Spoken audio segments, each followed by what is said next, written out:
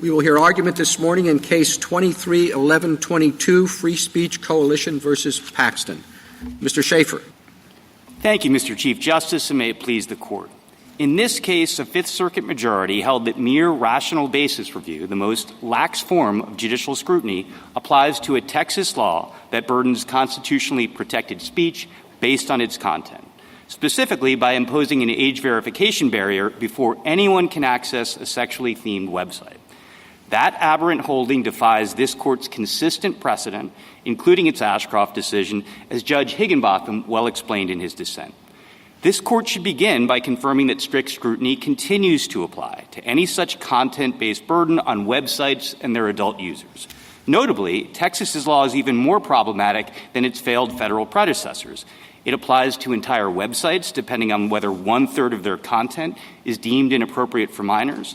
It also brands websites with stigmatizing, unscientific so-called health warnings that, despite being enjoined, evidence Texas's intention to deter adults, even assuming they've cleared the age verification hurdle, from accessing protected speech.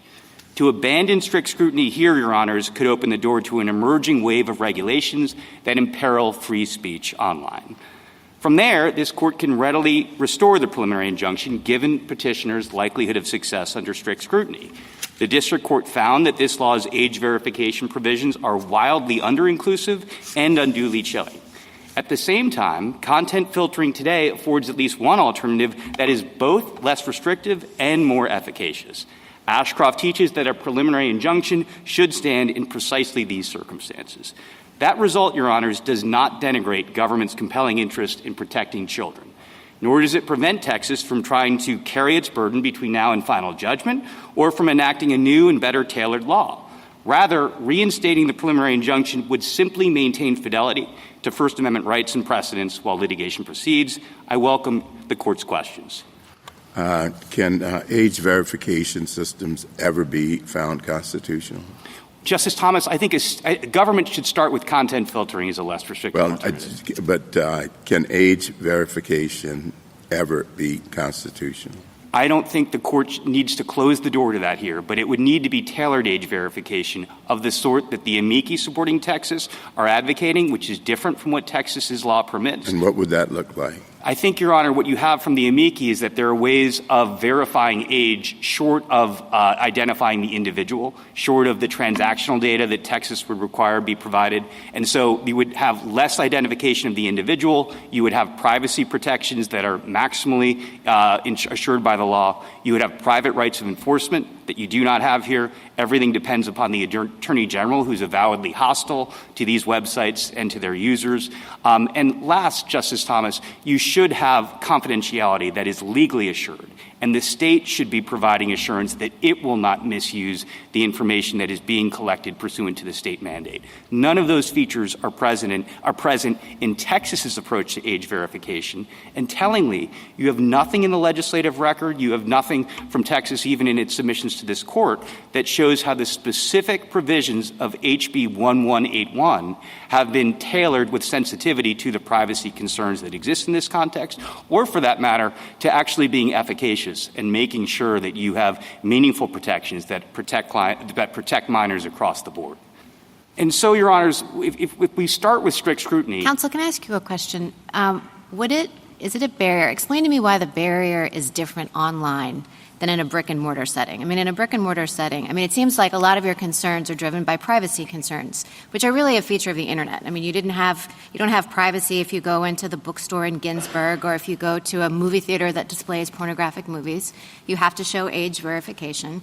So explain to me why this is so uniquely burdensome here when it's not been in the real-world context. Let me start with that, Justice Barrett, with your question about why is this medium different. And the answer is you're creating a permanent record on the Internet when you provide this information, that it is being collected, it is a target for hackers, it is something that is different from just flashing an ID in physical space.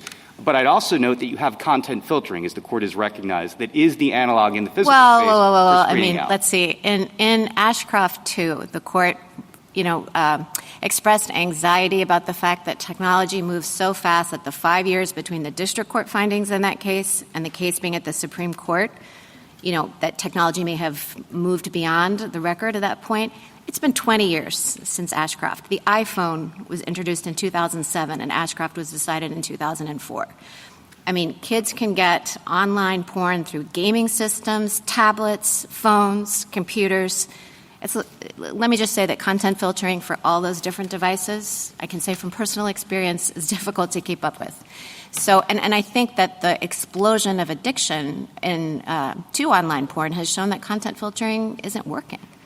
Justice Barrett, let's flash forward on the technology. I think it is actually common ground that content filtering today is technologically better than ever, more readily available than ever. It's employed by this court. It's employed in workplaces throughout America. And it's agreed by the experts for both sides that it can work, specifically in this context, of parents protecting their kids through all the devices that Your Honor just cataloged. You can find that in the joint This court has an IT department, and so do workplaces. But this is content filtering software that's designed to be implemented in the home. And so if you look at Joint Appendix 275-76, 282, 285, you can see Mr. Allen testifying for Texas about content filtering today being fit for purpose. It's a question of adoption.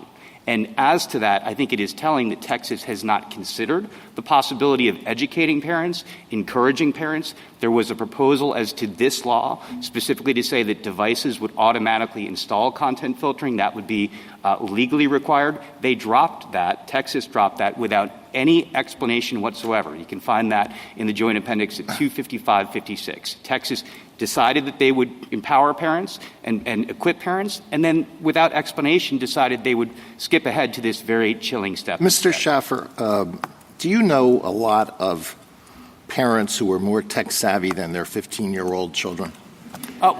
Justice Alito, it's a fair question, and I don't know that I think kids may be ahead of parents, but that's a problem with this law. It's not solving for the fact that— Well, it's a problem with filtering, isn't it? I don't think it is, Justice Alito, because this is filtering software that is designed to withstand circumvention, including by sophisticated tech people in the workplace and in courthouses. I mean, Mr. Schaffer, come on, be real. There's a huge volume of evidence that filtering doesn't work. We've had many years of experience with it. We now have many, many states who have adopted age verification requirements. You think they just, why are they doing that if the filtering is so good? Respectfully, Justice Alito, they made no efforts to encourage content filtering or to educate about it. And look, Justice Alito, at the health warnings that are in this law. Those are designed to change established behavior. Those are not before us. So is your argument that this is unconstitutional because it was motivated by improper bias in the part of the Texas legislature that voted almost unanimously for this law? I would suggest that to Your Honors, but I don't think you need to go that far. What I would say is that they wanted to skip ahead to the more chilling efforts to change behavior as opposed to starting with content filtering or even considering it. But the point is that content filtering may work to some extent, but it doesn't work to the same extent in achieving the government's interest. At least that's the argument. And the relevant inquiry is not, does content filtering work? It's, does it achieve the interest to the same degree? And as Justice Barrett indicated with Ashcroft, Justice Breyer's opinion in Ashcroft, whether it was right or wrong at that moment, seems correct today, or at least prescient today.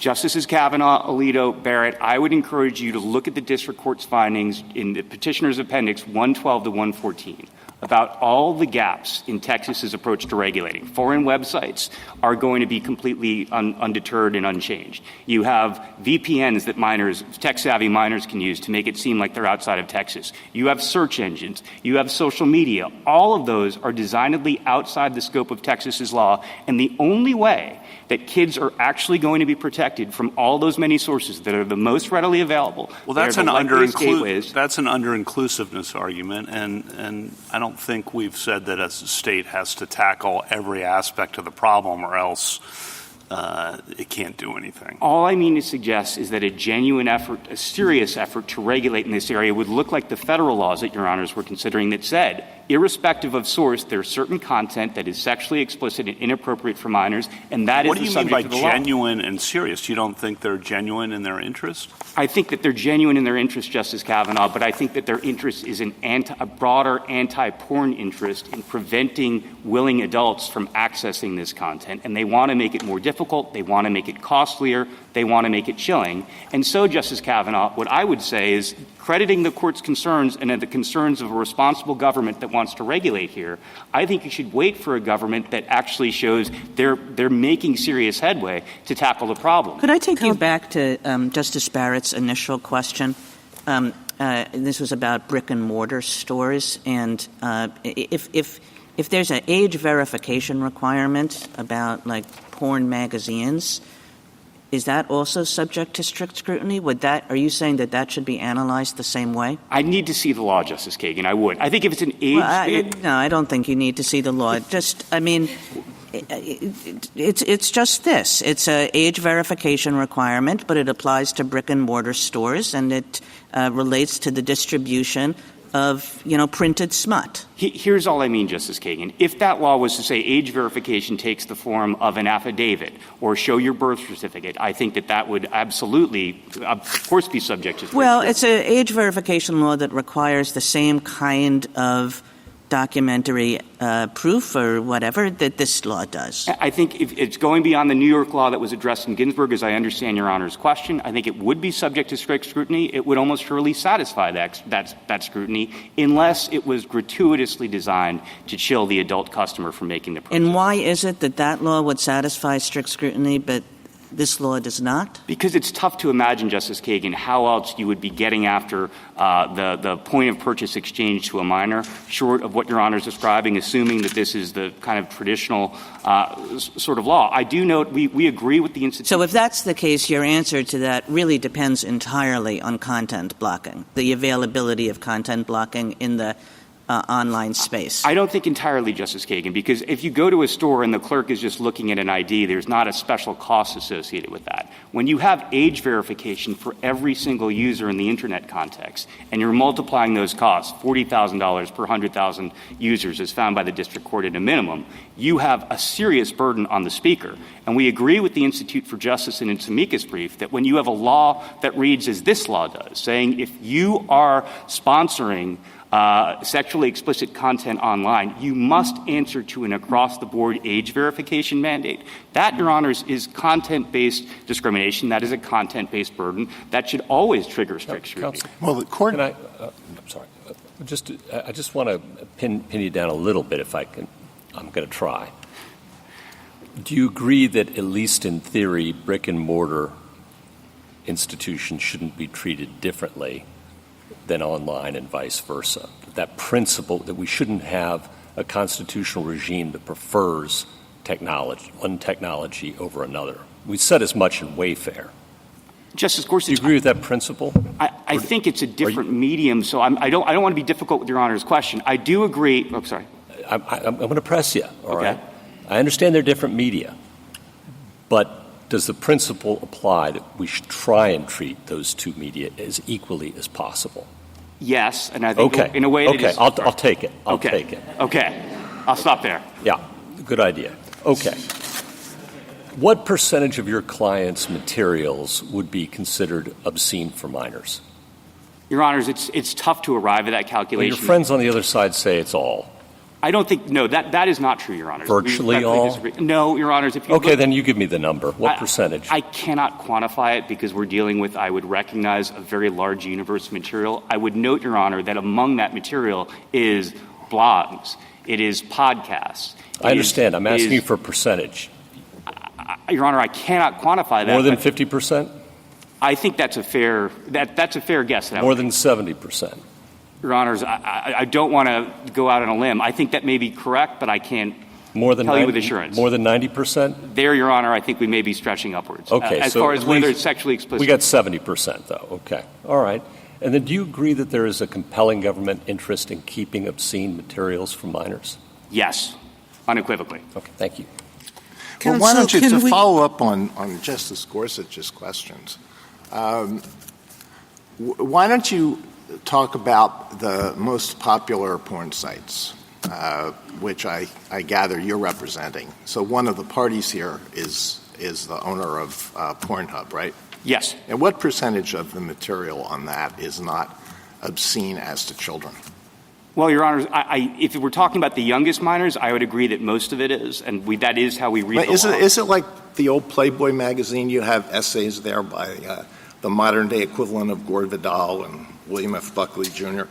Not in that sense, but in the sense you have sexual wellness posts about women recovering from hysterectomies and how they can enjoy sex. That's on there. Discussions of age verification proposals and where the industry lines up as far as what they think should be legislated and what should not. All right, let's go down to what's the second most popular porn site? Your Honor, I don't have the. You don't know you represent these people. We represent the industry, Your Honor, the portion of the industry that answers to U.S. laws and jurisdiction. So that portion of it. Are you familiar with what they have? Your Honor, somewhat so, yes. And I think the record offers some indications of that. But I'd also note that some of it is softcore by any account. It's people who are wearing less rather than more clothing we would recognize, but not anything that anyone would think to be obscene as to adults. And potentially for a 17-year-old, that would be up to a parent to decide what's appropriate for their minor. I mean, the district court was worried that this would have an effect on something like Netflix, right? Yes. I mean, is Netflix a party here? No, they're not. But is there anything in any business other than hardcore porn, a party here concerned about the application of this law to them? Yes, Your Honor. I'm sorry, an amicus here? Well, Your Honor, you have the American Booksellers Association. You have O-Schools, which is devoted to sex education. You don't have Netflix. You don't have anybody else like that who is concerned that this would apply. And even in terms of the client base, Justice Alito, I want to be precise. One of the client websites is solely softcore. It's not anything that you would, I think, would answer to the description you were suggesting earlier. And they are absolutely going to be brought within this fleet. Counsel, can we get to the question presented? The question presented is not whether this law passes is constitutional. The question is what level of scrutiny, correct? Correct. And so the issue that Justice Gorsuch asked you was what type of scrutiny should we apply when content can be obscene as to children but not obscene as to adults, correct? Correct. And we have at least 5 precedents that have answered that question directly. Yes. In Sable, some of the material was obscene to children, even if it wasn't obscene as to adults, because with respect to children, we have said that even indecent materials can be regulated under rational basis, correct? Yes. And in Sable, the law applied to adults, and we said you had to apply strict scrutiny. Correct. And it was invalid under it. So the answer to Justice Gorsuch is let's treat every medium under the scrutiny that applies to the people affected, correct? Yes, Justice Sotomayor. So that's strict scrutiny. That is strict scrutiny. For us to apply anything else would be overturning at least 5 precedents. That's my count as well. And all right. Now, let's move from there, okay? Assuming all of the questions that have been asked of you, whether because this medium is different, more ubiquitous, whether because the effect on children might be greater today than it was back when, that would go to whether strict scrutiny is met. Isn't that true? That is exactly right. And so if content filtering is no longer as effective as we thought in Ashcroft, and I spot my colleagues that that's likely true, that would go to whether this law meets strict scrutiny because age verification is more effective, correct? Yes. All right. Now, having said all of that, there has been a suggestion by the other side that instead of strict scrutiny, we should apply intermediate scrutiny. Assuming we applied a different level of scrutiny, I don't know why, because the only 2 times that we've applied intermediate scrutiny, one was Renton, where they were dealing with the effects unrelated to speech, correct? Correct. Secondary effects. Secondary effects, traffic jams, noise, et cetera. But the one case that might give me pause is Pacifica. All right? In Pacifica had to do with a radio. And we applied a different level of scrutiny because of that. But it wasn't rational basis like this court did, correct? Correct. So it was at best intermediate scrutiny. Yes. Why is this different than Pacifica? Two reasons I'll offer, Justice Sotomayor. Number one, broadcast is uniquely regulated as a medium of expression, as the court has recognized, and public broadcasting in particular. The Internet is the opposite of that. Through all the precedents Your Honor went through, Reno and Ashcroft, and the way that the Internet has developed. The second reason, the court emphasized just how much radio permeates the entire house. If the radio is on, you may just hear something. So there's no analog for content filtering, and you don't have a user through the screen who is specifically electing certain content. And I would just note, Justice Sotomayor, in Pacifica, it was even-handed across-the-board regulation of the content deemed inappropriate for kids. Here you have what Justice Kavanaugh and I were discussing in terms of under-inclusiveness. I would say it is so conspicuous, so inexplicable, it is speaker-based discrimination. That is another reason, in our view, why strict scrutiny would apply here, even more so than in the cases we were just going through. Sorry, Mr. Chief. No, thank you very much, counsel. Sable, of course, was 35 years ago.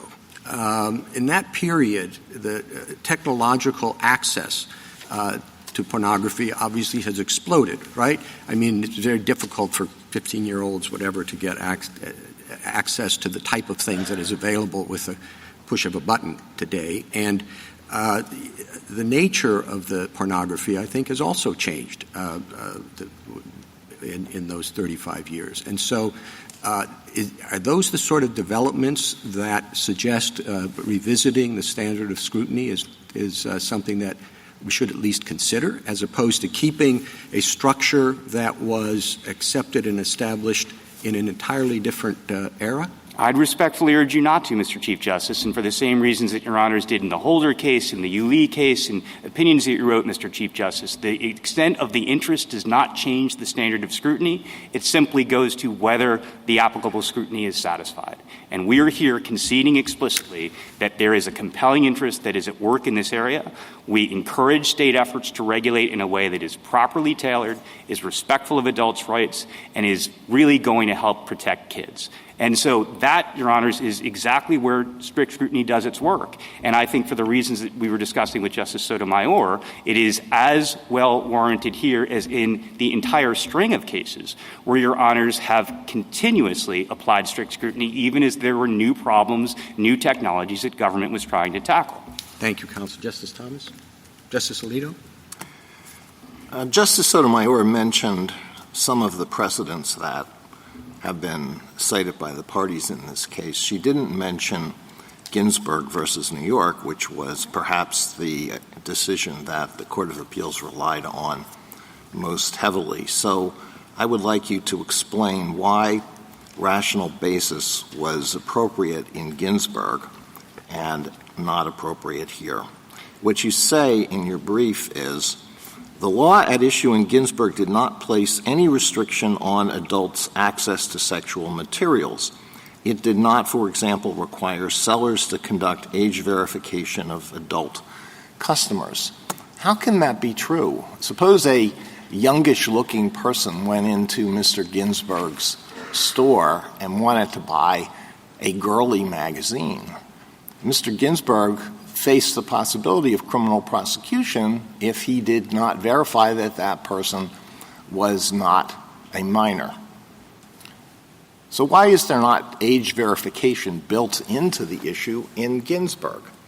Justice Alito, if it's built in, it's tailored age verification, just as you were suggesting with the question. Most purchasers, if I myself were the purchaser, I don't think I would be carded. The New York law said that if there was a knowing sale to a minor, or someone whom the seller should suspect to be a minor, that was the exceptional instance where you might have, subject to the seller's discretion, some reasonable effort to ascertain the age. Well, if what you're facing is possible criminal liability, you may want to err on the side of safety. I know that when I try to buy wine at a supermarket, they require me to show an ID. I take it, it's kind of, I'm flattered by it.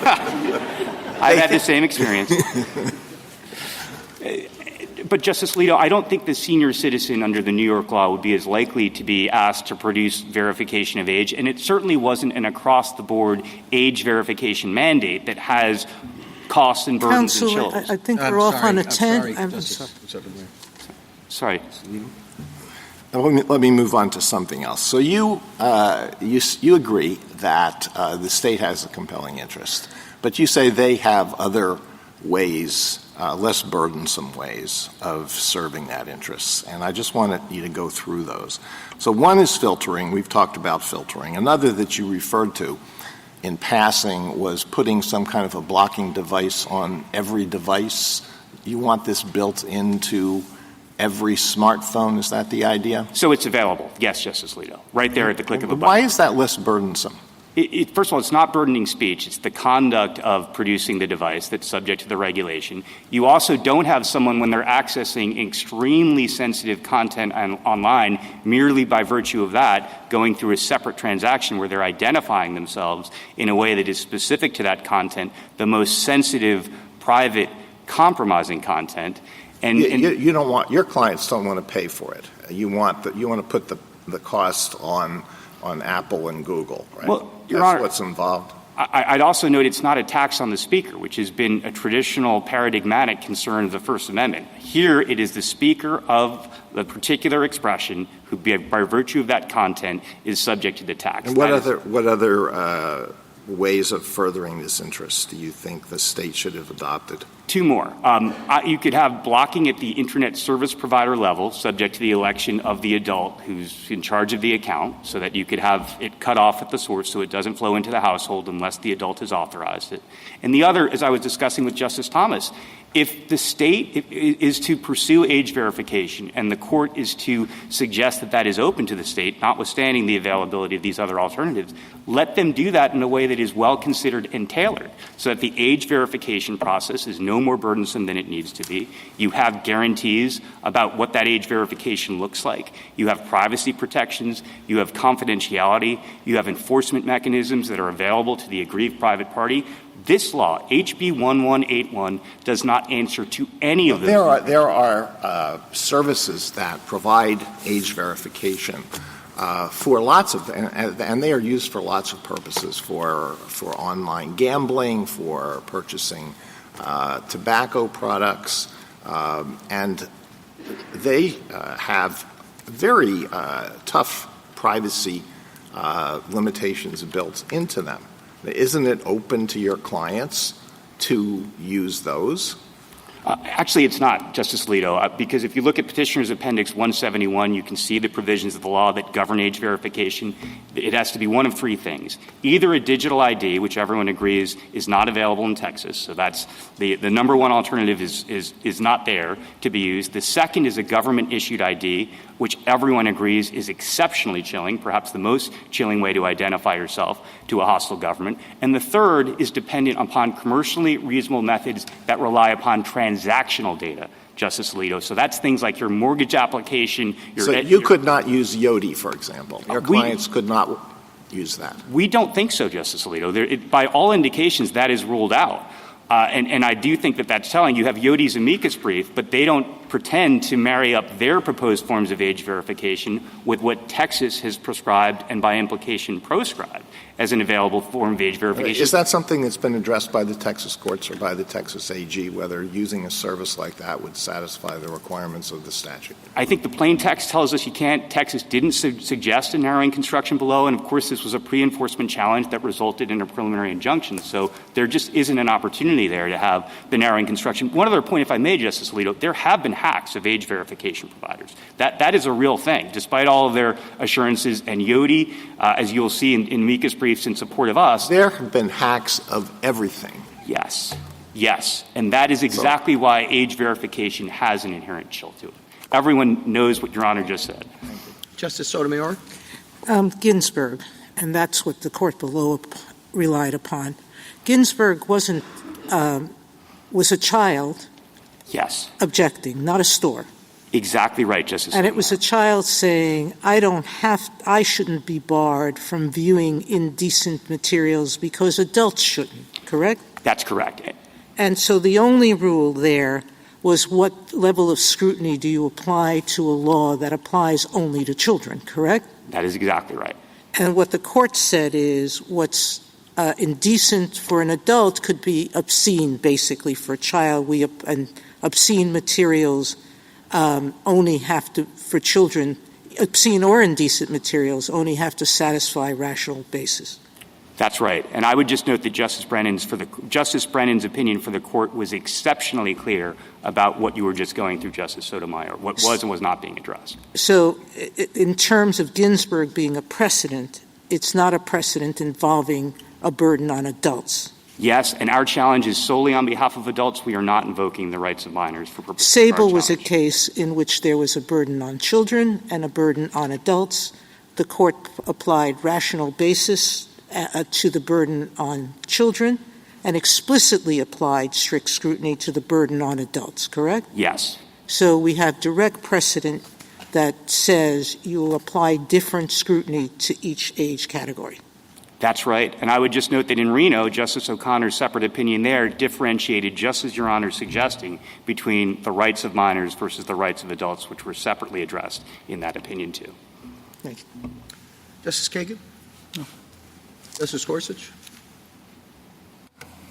I had thought Ginsburg was a conviction of an adult who sold to minors, and it wasn't a minor asserting any rights. He was charged and convicted of crime knowingly selling to minors, right?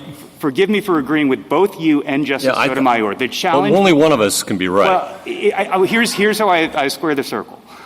It was a challenge by the seller invoking the rights of minors. So that was what the court was presented with. His right to sell to minors. Justice Gorsuch, he was convicted of a crime for knowingly selling to minors, counsel. As Your Honor knows, in the First Amendment context, the availability of the overbreath challenge can invoke the rights of others, and that's exactly what I understood, per Justice Brennan, the challenger there to have done, invoking the rights of the minor. Okay.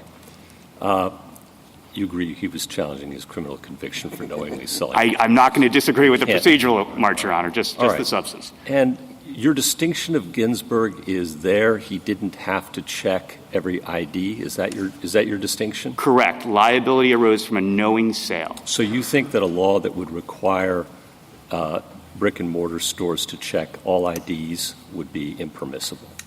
I think it would be subject to strict scrutiny, potentially, if the adult shows the sorts of burdens that we have here. Then I think. And you would argue that undoubtedly that it chills, and therefore it's a problem, right? Justice Gorsuch, my arguments would not be anywhere near as strong. I don't envision any such challenge, and I don't know of any such challenge being brought. I'm not suggesting the court should write its opinion here in a way that invites those challenges. And with respect to age verification online, which you treat as a different kettle of fish, gambling, age ID is required by a lot of states. If it's not involving expression, protected expression, I'm not bringing the First Amendment challenge. Okay. Applying to get a gun, Second Amendment, got to do that online? Different standard. We're not concerned with children the same way. We don't have all the precedents that call for strict scrutiny when you have burdens on adults and the concerns that are operative. The vote in some states you have to show an ID, a government-issued ID? We're not suggesting that's at issue here. Okay, all those are okay, but this is different. Your Honor, it is different, and I think part of it's because of the Internet, part of it's because of the law, and part of it's because we're talking about a content-based burden on the speaker. Okay. And then we do have an amicus, from the age verification providers saying that this can be done now online, anticipating and talking about Justice O'Connor's very thoughtful concurrence in Reno saying this technology is going to change, and they say it indeed has changed. And you point out that we don't have much of a record given that this is on a PI. What do we do about that? I think it was incumbent upon the Texas legislature to make a record and show that it was wrestling with these considerations. Or is it incumbent upon the challenger to the law, especially in a facial challenge, to make the record? I think under strict scrutiny, it's Texas that bears the burden. It is a content-based burden on expression. You have the instruction of this court that was clear as can be in Ashcroft and no consideration by the Texas legislature about content filtering. So I think that gives us likelihood of success out of the gate. But I would also note, Justice Gorsuch, as found by the district court, we showed that age verification, as implemented by HB 1181, will chill and will be invading privacy. One last point. This is a one-third trigger. And what Your Honor's positing is a more targeted law, a more tailored law that says here's a particular concern and we're regulating according to that. And then what do you do about our statement in Moody that those who bring facial challenges have an especially hard row, not road, row to hoe? Yes. We think we've done what Moody's would require any First Amendment challenger to do. We've shown that the heartland applications are unconstitutional, particularly when it comes to lack of tailoring. As you expand beyond these particular challengers who are the avowed targets of the law, the analysis only gets worse for Texas. We don't read Moody's to have transformed First Amendment jurisprudence so that you can never bring a First Amendment challenge when you're dealing with certain unknowns and a wide array of speech that's being regulated. Justice Kavanaugh? On Justice Sotomayor's questions about what's before us, is it just whether we apply heightened scrutiny? Do we go on to apply heightened scrutiny? You, in your opening, asked us to restore the preliminary injunction. In order to restore the preliminary injunction, as you are asking, we have to make an assessment of likelihood of success on how the standard is applied, not just what the standard is. Correct? Correct, Justice Kavanaugh. So I'm respectfully making that ask of the court, but we recognize you could stop short. Okay. And do you dispute the problem that Texas is targeting of children's access to pornography? We don't dispute the underlying problem. We support efforts to solve the problem as long as they're properly tailored. Do you dispute the societal problems that are created both short-term and long-term from the rampant access to pornography for children? Justice Kavanaugh, that is a complicated question that I don't know that I can speak to definitively. I would say this. I think that there's a discussion, a robust discussion, and a healthy discussion about whether all sorts of things involving screens and the Internet and social media and interactions over the Internet, whether those are unhealthy for children. Okay. And we understand that this is part of that discussion. I just don't think it's confined, as Your Honor was suggesting with the question, to pornography. And then thinking back to Ashcroft 20 years ago versus now, age verification technology has become cheaper, more effective in preventing circumvention. At least that's what is represented to us. Do you dispute that? I think that the technology has evolved. We don't dispute that. I think the forms of age verification that are built into the law are absolutely susceptible to cheating because you can get the supposed proof of age. The question was whether it's improved since the time of Ashcroft. I think that it has improved, Justice Kavanaugh. I don't know that it's fit for purpose, but it has improved. And then European countries, France and others, are requiring age verification for this kind of thing. Your Honor, they have explored it. I would note that the UK has actually suspended age verification pending technological developments. And they do not, to the extent that they require age verification, the way that they're doing it looks fundamentally different from Texas because, as Your Honor knows, Europe builds in all sorts of ferocious privacy protections and penalties if there are violations. That's a fair point there. On this, on the change in technologies, how do we evaluate the ubiquitous nature of smartphones that did not exist at the time of Ashcroft? I think it tells you that this law is not going to accomplish its aims because the smartphone can access the foreign websites. It can you can use VPNs at the click of a button to make it seem like you're not in Texas. You can go through the search engines. You can go through social media. You can access the same content in the ways that kids are likeliest to do. And HB 1181, by its design, does nothing, I do mean nothing, to address that. And again, I'm asking those questions because you are asking us to restore the preliminary injunction, and therefore we need to have some sense of those questions. I appreciate the question. Yeah, and last, on stare decisis, because that's been raised appropriately, how do we think about stare decisis with a case like Ashcroft as to its evaluation of the facts on the ground as opposed to its legal standard articulation? I think Ashcroft was exactly on point because it was predictive. It was not the court saying definitively that here is the way of the world for all time. And in Do you a way, think it's permissible for the court to say, looking at it now with the technology as it's evolved, with the smartphones, with the experience of the problems caused by children's access to pornography, that we now essentially agree with Justice Breyer's evaluation of how to apply this standard? Respectfully, no, Justice Kavanaugh. And why is that? Because of the posture we're in. We're here on a preliminary injunction. Likelihood that we would agree with Justice Breyer. Well, but Justice Kavanaugh, I think the district court has work to do as reflected in its undisturbed, unchallenged, well-substantiated findings about what the record says about these Would you agree to to restore a preliminary injunction by this court, we would have to find that you have a likelihood of success on how whatever level of scrutiny is applied, correct? I have a friendly amendment to that. You would find that the district court did not abuse its discretion by so concluding preliminarily in predicting likely success based upon a preliminary record. That's exactly what Ashcroft addressed. That's exactly what Your Honors have before you in this. Okay. Thank you very much.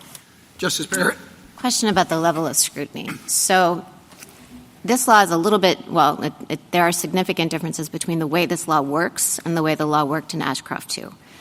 And we all agree, and I understood you to concede earlier, that a minor, that only rational basis would apply if a minor brought a First Amendment challenge to this law, because the law very specifically tracks only the category of speech that minors have no right, that's obscene for minors, so that minors have no right to access, right?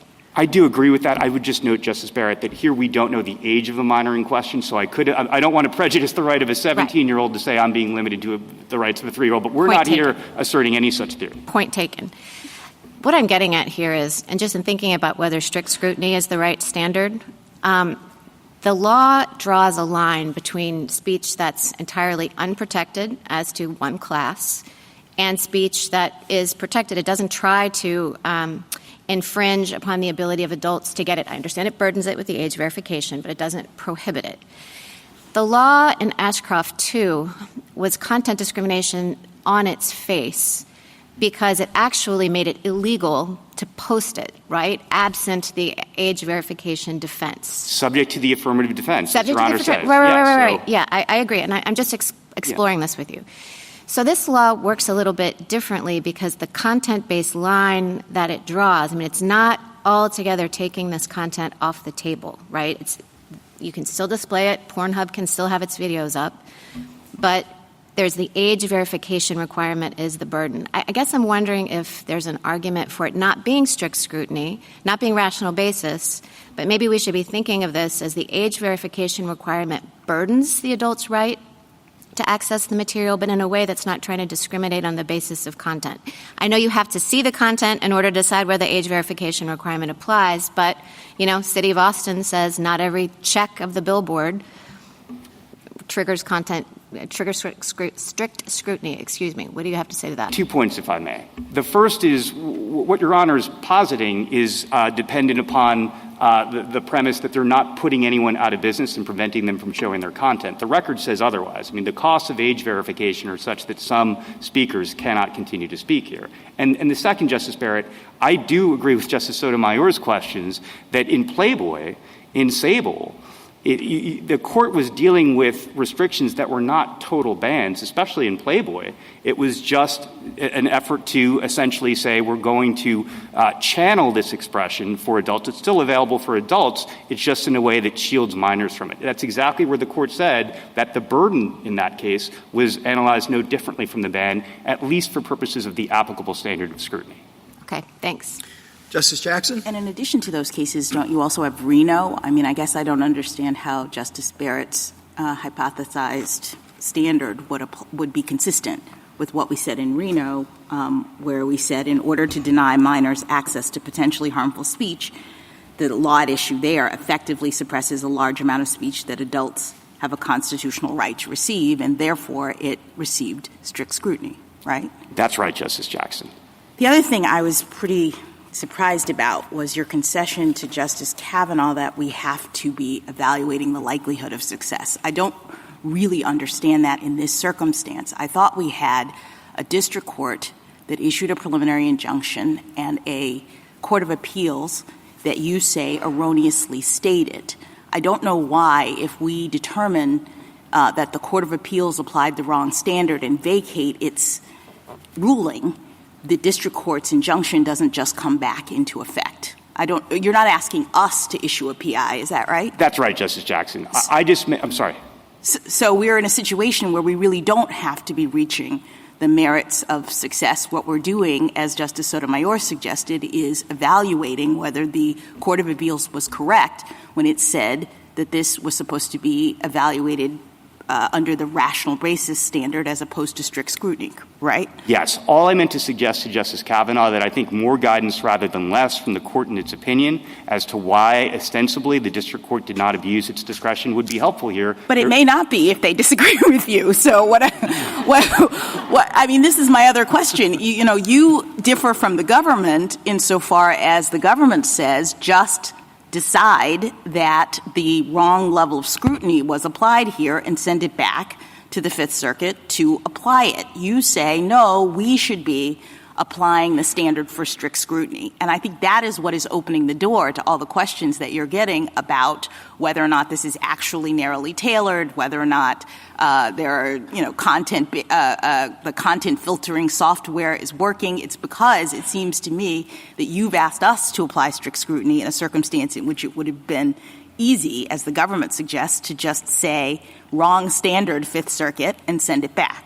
I never want to be disagreeing with the United States unless I must. So we don't have much disagreement with them on this, Justice Jackson. I would just note that we're talking about undisturbed, unchallenged findings by the district court and a determination that follows, in our view, inexorably from this court's precedent.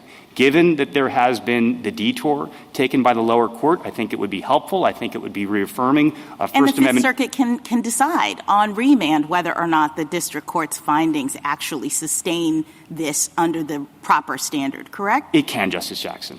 Finally, with respect to Ginsburg and whether or not the Fifth Circuit was correct to look at Ginsburg as the precedent that tells us what standard is supposed to apply. In your colloquy with Justice Gorsuch, he did, and you admitted that we're talking about a person who was convicted and he himself was an adult, but I understood the court to have told us what the issue is. Well, first of all, the court in the opinion says that his, meaning the person's contention, is the broad proposition that the scope of the constitutional freedom of expression secured to a citizen to read or see material concerned with sex cannot be made to depend on whether the citizen is an adult or a minor. So he was saying this is unconstitutional because it varies between adult and minor. And then the court says it's enough for the purposes of this case that we inquire whether it was constitutionally impermissible for New York to accord minors under 17 a more restricted right than that assured to adults to judge and determine for themselves what sex material they read. So really, this was a rights of minors case where the person appeared to be arguing that you can't have this law because it burdens the rights of minors.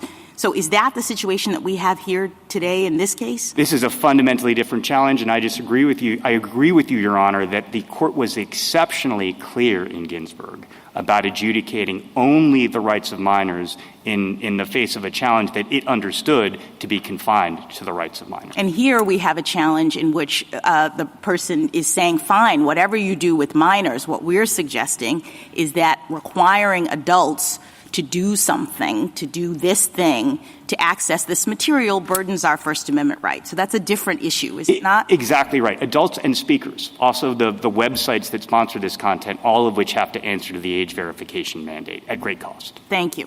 Thank you, counsel. Mr. Fletcher? Thank you, Mr. Chief Justice, and may it please the Court. We agree with petitioners that the Fifth Circuit was wrong to apply only rational basis review because Texas's law imposes a content-based burden on speech that is protected for adults. Our office acknowledged that strict scrutiny applied to a similar federal law in Ashcroft 2. This Court agreed, and we haven't identified a basis for applying a different standard here.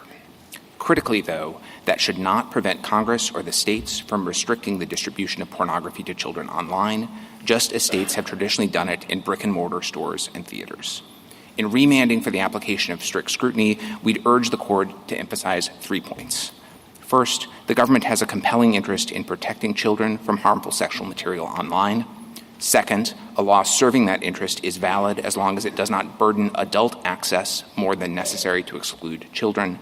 And third, Ashcroft 2's preliminary application of strict scrutiny 20 years ago does not prevent courts from upholding age verification requirements today, now that verification has become less burdensome and experience has shown that other approaches are not working. I welcome the Court's questions.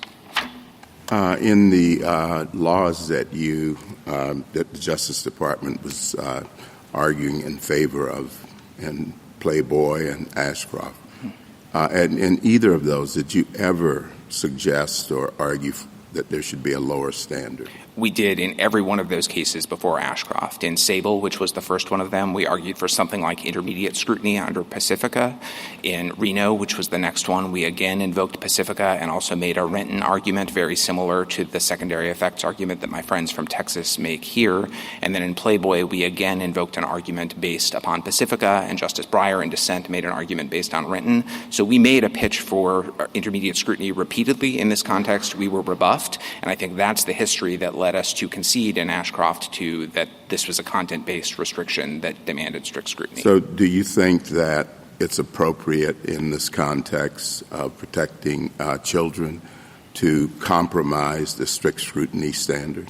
I wouldn't describe it as compromising the strict scrutiny standard at all, Justice Thomas, but I do think it would be appropriate for the Court to emphasize that it's going to be easier for states to satisfy strict scrutiny in this context because of the very unique nature of the interest here. Normally, the government does not have a legitimate, much less a compelling interest in restricting speech based on its content. That's a fundamental principle. Here, though, there's a specific category of speech defined by its content, speech that is obscene as to the minors, where everyone agrees that the state not only has a legitimate interest, but a compelling interest in making sure that minors do not access that speech that is defined by its content. So I think it's going to be much easier for states to show that restrictions that are based on that content are narrowly tailored to a compelling interest. But will it be easy enough for this law to pass?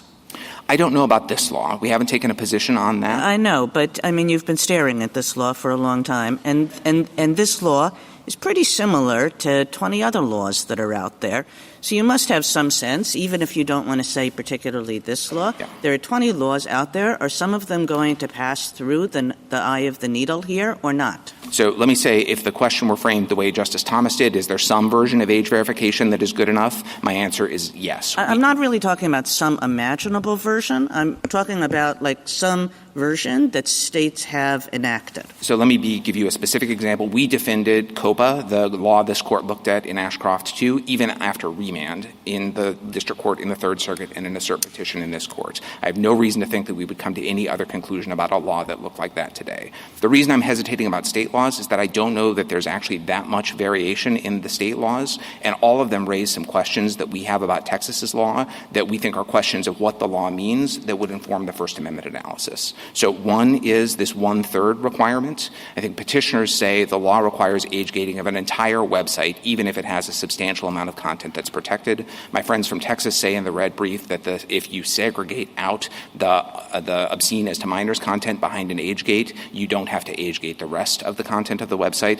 That seems highly relevant to us. The second one is the issue that my friend alluded to earlier about which methods of age verification are allowed. The amicus briefs in Texas highlight some of these newer biometric methods that seem significantly less restrictive, but there's a question, as the colloquy earlier illustrated, whether Texas law would allow those methods or would instead require some sort of physical identification or transaction records of some kind. And then the last one, which has also already come up, is which minors are we talking about when we say obscene as to minors? I take it that the plaintiffs say that means obscene even as to the youngest minors. When we were defending a similar law in COPA in Ashcroft 2, we took the position that obscene as to minors means obscene as to all minors, as in inappropriate and lacking in value, even as to older minors. I think the law becomes much easier to defend if Texas courts would adopt the same interpretation of the Texas law here. If I could add one thought, I think that this court has said in a series of recent First Amendment cases that tradition can be a very important guidepost in deciding both what standard of review applies and also in thinking about how to apply that standard in particular circumstances.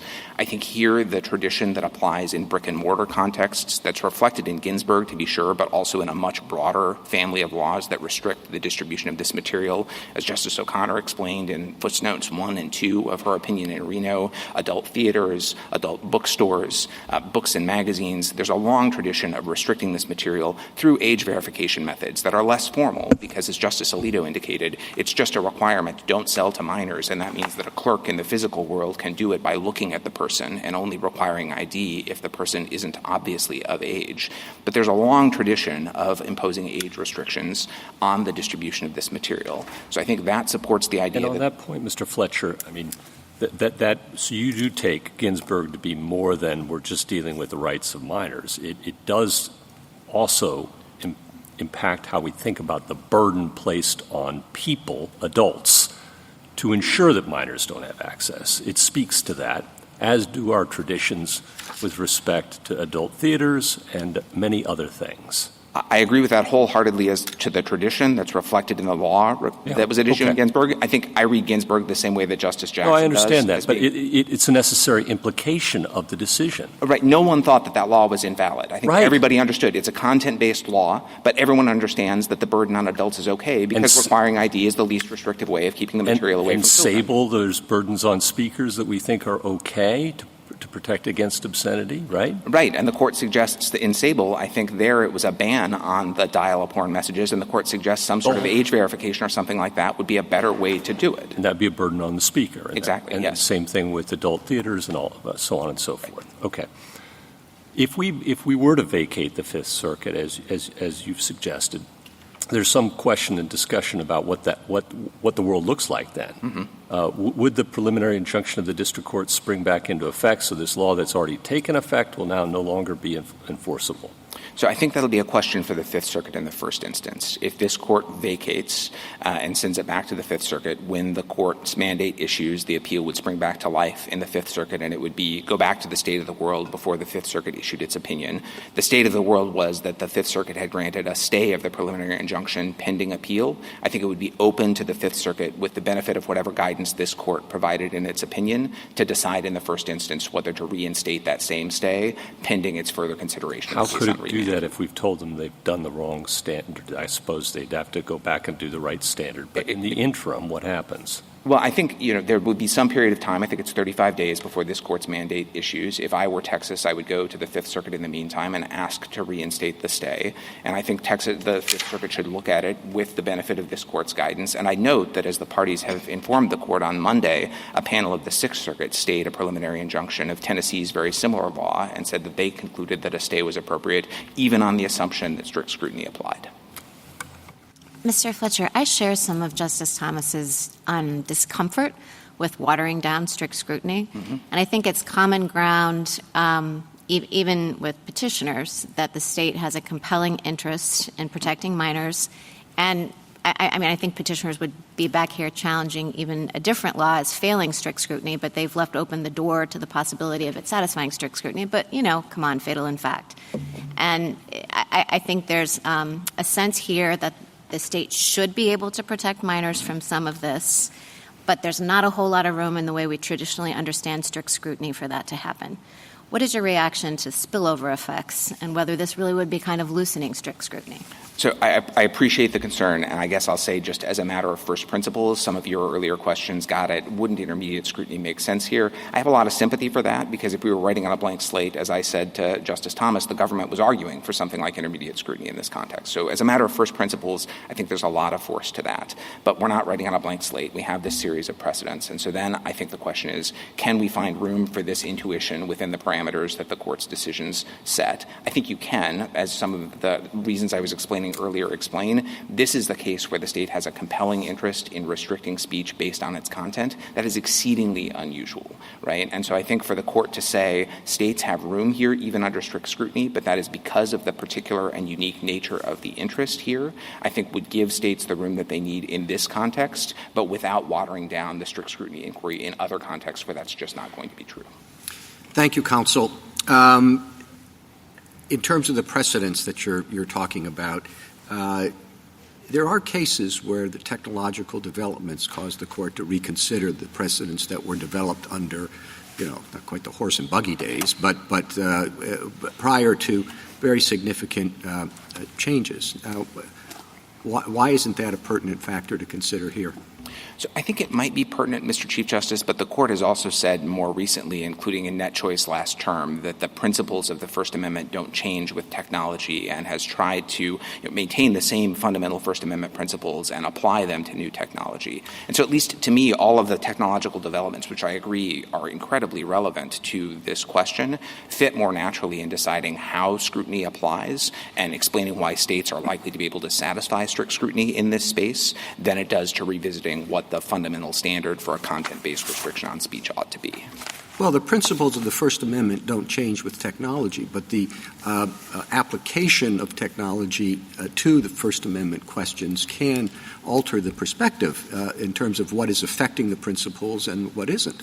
How you apply speech protections face-to-face might be different if you're in situations where you're talking about the telephone or all sorts of other things. Historically, there have been changes in the applications of the law, even if you're correct that the basic principles are the same.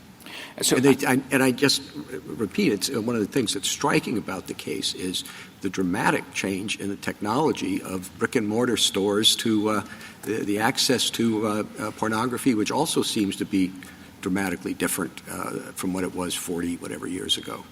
So let me try answering that two ways. One is that I do think there's force to the idea that there has been a lot of change, but that argument sounds a little bit like the argument that Texas and Florida made last term in Net Choice, where they said the content that's going on social media platforms is totally different than the editorial page of the Miami Herald. That calls for a different standard of scrutiny, and this court said, no, we're going to keep the same standard of scrutiny, but acknowledge that the application might be different because of the different facts. I think the way to be consistent with that here would be to stick with the same standard.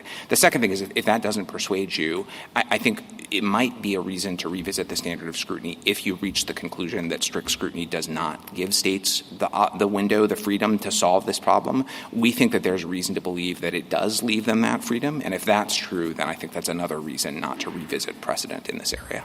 Thank you. Justice Thomas?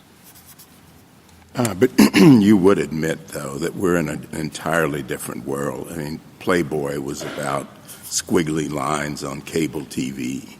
I don't disagree with that. And the world of Ashcroft was a world of dial-up internet. Exactly. Ashcroft was worried about children accessing this material at home, on home computers, in libraries, in schools. Now every child has a smartphone in their pocket with a high-speed internet connection. And didn't change in technology affect our opinion from the reversal from Quill to Wayfair? I don't know, Justice Thomas. That wasn't a First Amendment case. I understand that. So I don't mean to be trying to lay down bright-line rules or to suggest that technology is never a reason when the court is revisiting a precedent as it was doing there. Here we think Texas hasn't really squarely teed up a request to overrule precedent in the way that this court usually expects before it takes that step, and instead the Fifth Circuit thought that it was applying and being consistent with this court's precedent. We don't agree with that. Again, I think if you were going to take another look at Ashcroft based on a party coming in and making a pitch to overrule it and the other line of precedent that it stands on, then technological change might be relevant. Our submission here is just that you don't need but as well as the fact that you thought that your argument in some of the earlier cases like Reno, you suggested a lower standard of scrutiny, and you thought it would certainly play a role here now. We did, but again, this court disagreed. And you threw in the towel, but Well, we got told no 3 times. Well. And that's just, you shouldn't feel offended by that.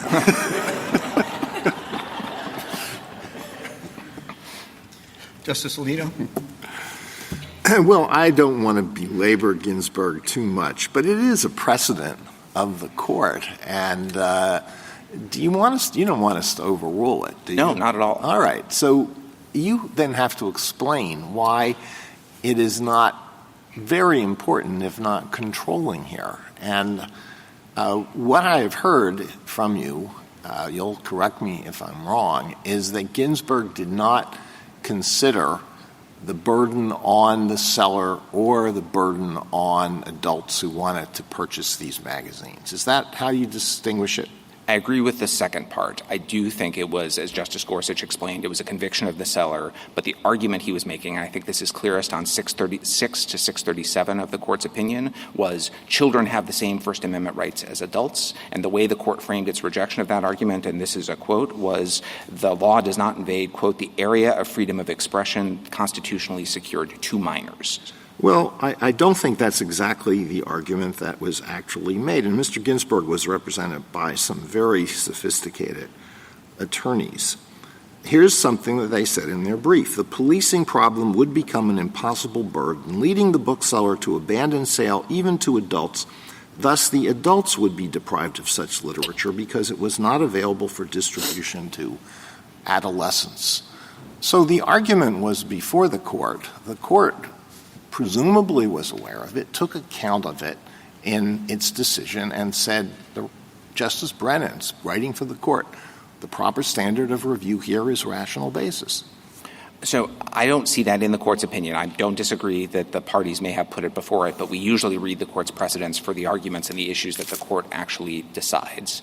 The other thing that I'll say is that the Court did confront arguments that were squarely framed in terms of the rights of adults that were burdened when Congress was attempting to protect minors from this material in cases like Sable and Playboy and Reno and Ashcroft, and reached a different conclusion.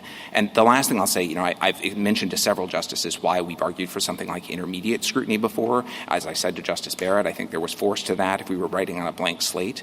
The reason I think we haven't argued for rational basis review is because that would lead to results that I think even my friends from Texas would be hard-pressed to defend.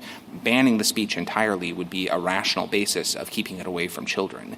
Even just in the realm of age verification, requiring you to register with the state to get a special card to get this material and to keep records of who was viewing what might be a rational way of keeping it away from children. But those are very hard laws to defend, and I think that's another reason why we've shied away from arguing that Ginsburg means rational basis in this space.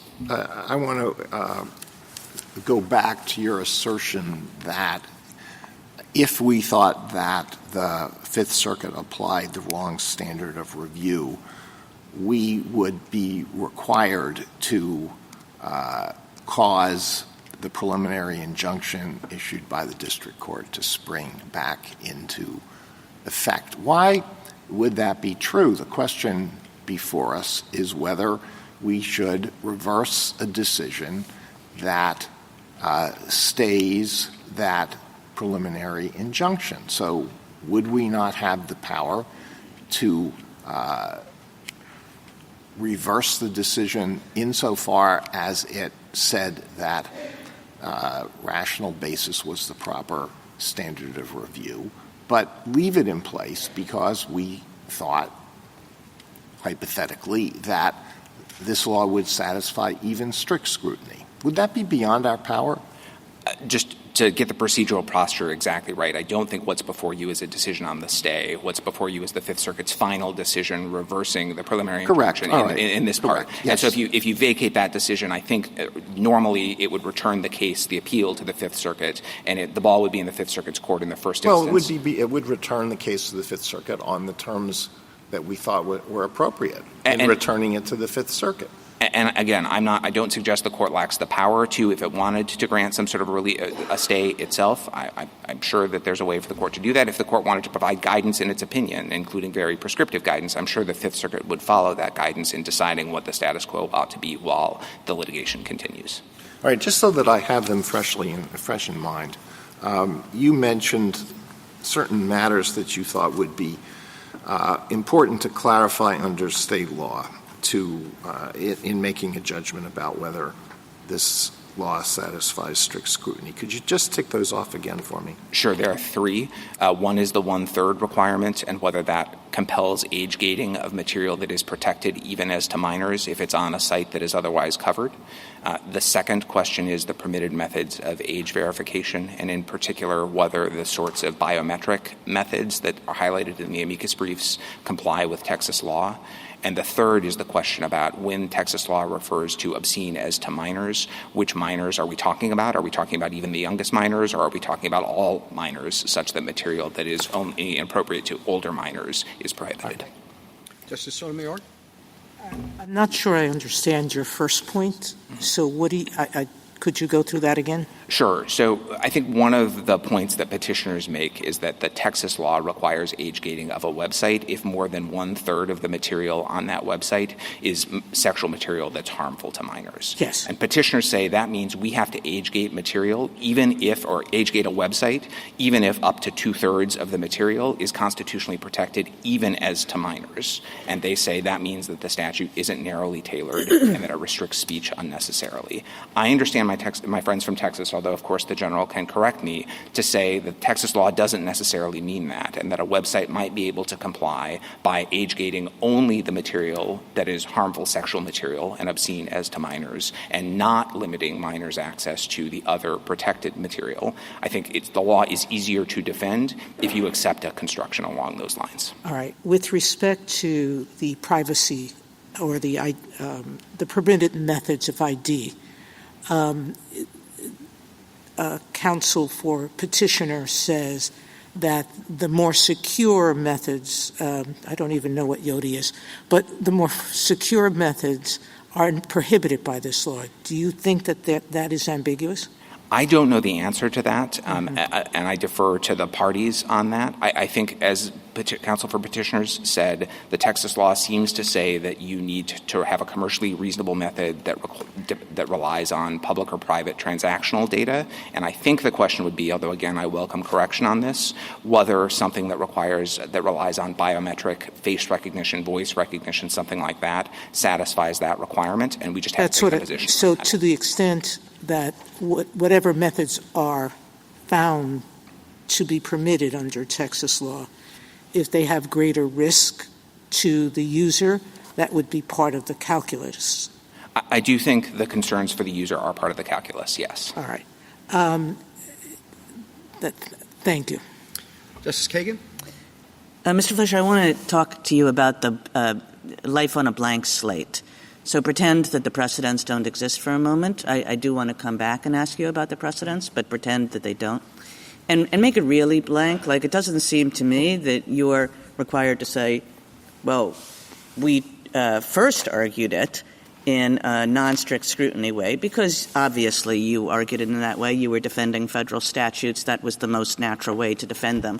So I want to take out the fact that your first argument was the not strict scrutiny argument and really say, as you're standing here on a blank slate, it seems to me that there are possible spillover dangers either way. Yeah. One is the spillover danger of you relax strict scrutiny in one place and all of a sudden strict scrutiny gets relaxed in other places.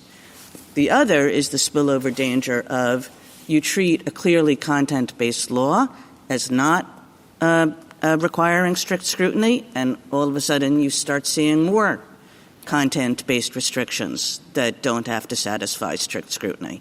And I just want to ask you, like, how you weigh those dangers. And I read you as saying it's just got to be the case that states can do some regulation in this area.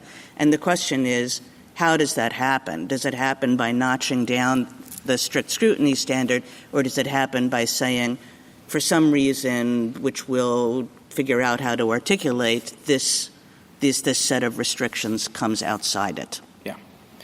So you read me correctly, and I think writing completely on a blank slate, I genuinely think there would have been two reasonable ways to deal with this problem. It really is a unique feature in the First Amendment where you have the same speech that's protected as to some people and not protected as to others. And in fact, everyone agrees the government has a compelling interest in restricting access to that speech based on its content. It's a special, I think, unique problem. One way to approach it would have been, as you say, to say something less than strict scrutiny, even though it's content-based. Another approach, the one I'm advocating here, would be to say strict scrutiny applies a little bit differently. I would resist the idea that it's watering it down. I think it would be to say the regular strict scrutiny standard just applies differently because of the special features here. As a matter of first principles, I'm not trying to duck the question. I'm genuinely saying I think either of those would have been sort of equally workable, but we're not writing on a blank slate, so this is fighting the hypo a little bit, but I think this is what tips the scales. It's the next question I was going to ask, which is, what about Ashcroft and all our other decisions makes you think that they're simply not distinguishable in the way one might want to distinguish them? I mean, I think Ashcroft is particularly hard because that was a law that looked in terms almost exactly like the law at issue here. I take Justice Barrett's point that their age verification was an affirmative defense rather than part of the law, but the substantive requirements that the law imposed in effect were basically exactly the same. And also, I think just the logic of the court's opinions leading up to that in the earlier line was defining sexual material that is harmful to children, this category of material that kids can be prohibited from seeing. That, the court said over and over again, is a content-based restriction. And I think that then starts to bring in, and this gets to complete my answer to your earlier question about why I'm more worried about, I think it was the second category of spillover effects than the first.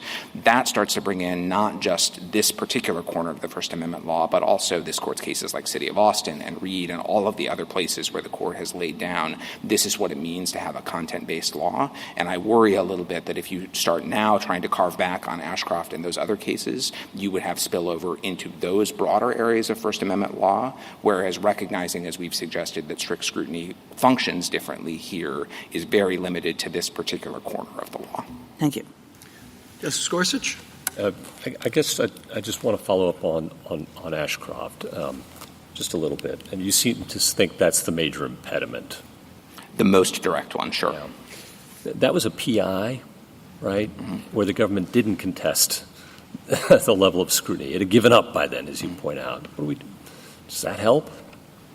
So I think it was a PI, and I think the court was very self-consciously tentative in some parts of its analysis, especially the application of strict scrutiny towards the tail end of the opinion. I don't think the court was tentative about what the relevant level of scrutiny was, and I read it to say at 660, 665, 670, we got a content-based restriction of speech, and so strict scrutiny applies. Also an incomplete factual record, which it repeatedly emphasized, too, right?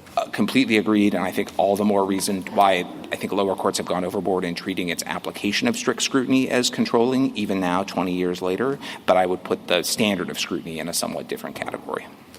What do you think about Justice O'Connor's concurrence in Reno?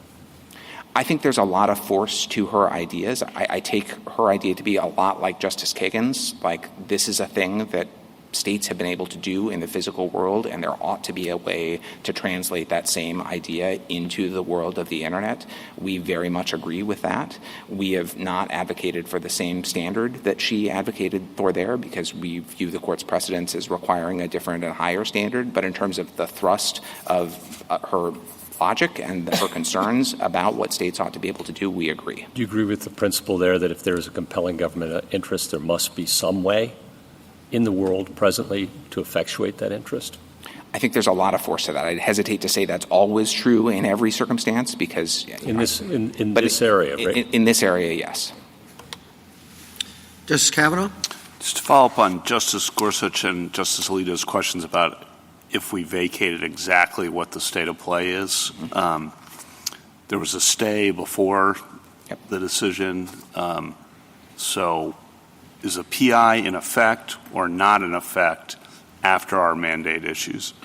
I would think that absent further action, and again, we're just an amicus here, and so I don't want to speak for the parties if there's something that I'm missing, but I would think that absent further action from the Fifth Circuit, if this court vacates the Fifth Circuit's decision and remands and its mandate issues, the result would be that the preliminary injunction would come back into effect. Okay. But if I were defending the law before that happened, I would renew my previously granted motion for a stay pending appeal, and I would make arguments about why a stay ought to be entered pending the Fifth Circuit's further consideration. Okay, and do you think a stay should be issued? We haven't taken a position on that because it's bound up in some degree with some of the uncertain questions about what the Texas law means. I mean, the court's going to have to make a likelihood of success determination, and as Justice Kagan said earlier, you've been looking and thinking about this for a long time. You don't have a likelihood of success assessment? We don't, no. Okay. On Ashcroft 2, how do you think we should handle specifically the application of the strict scrutiny standard? Should we just say that's overtaken by events, it's no longer valid? tell us how you think we should phrase that. Yeah, you mentioned stare decisis earlier in your question to my friend. I don't think the court's application of scrutiny is a legal holding of the sort that's entitled to stare decisis effect. I read it as self-consciously very tentative. The court emphasizes we're on a PI, it's abuse of discretion. We have a record that's 5 years old. At the last couple of pages of the opinion, the court says nothing that we're saying forecloses even the district court in the Third Circuit in this very case from concluding that strict scrutiny is satisfied. And I think the court can say, given that, it's obviously true that nothing in that part of the opinion forecloses courts from deciding 20 years later, with the benefit of 20 years more experience, that strict scrutiny is satisfied by laws that share some of the same features as the law at issue there. Then one question on how you would apply strict scrutiny. It seems to me one of the tricky parts of that, because everyone agrees compelling interest, is then you say in your brief appropriate tailoring, which I think's a good phrase. One thing that concerns me is oftentimes someone will say, well, there's a less restrictive alternative. I think it's really important to make clear that any less restrictive alternative has to serve the compelling interest or important interest, if it's intermediate, to the same degree. Yeah. Am I right in saying that? I think you're right in saying that. I think Reno and Ashcroft said that, and I do agree that's important. Okay, thank you. Justice Barrett? Justice Jackson? And those are the sort of things that the Fifth Circuit could say on remand and, in fact, would, right? In other words, they would go through the record and they would try to assess whether the district court got it right with respect to other alternatives and that sort of thing. Yes. And that's why the government is saying, why don't you remand it instead of us trying to take on that kind of burden? Yeah, in deference to the court's usual practice, it's a court of review, not a first view. Here there are some uncertainties about the law that we think are additional reasons for the court not to wade into it now. So, yes, exactly.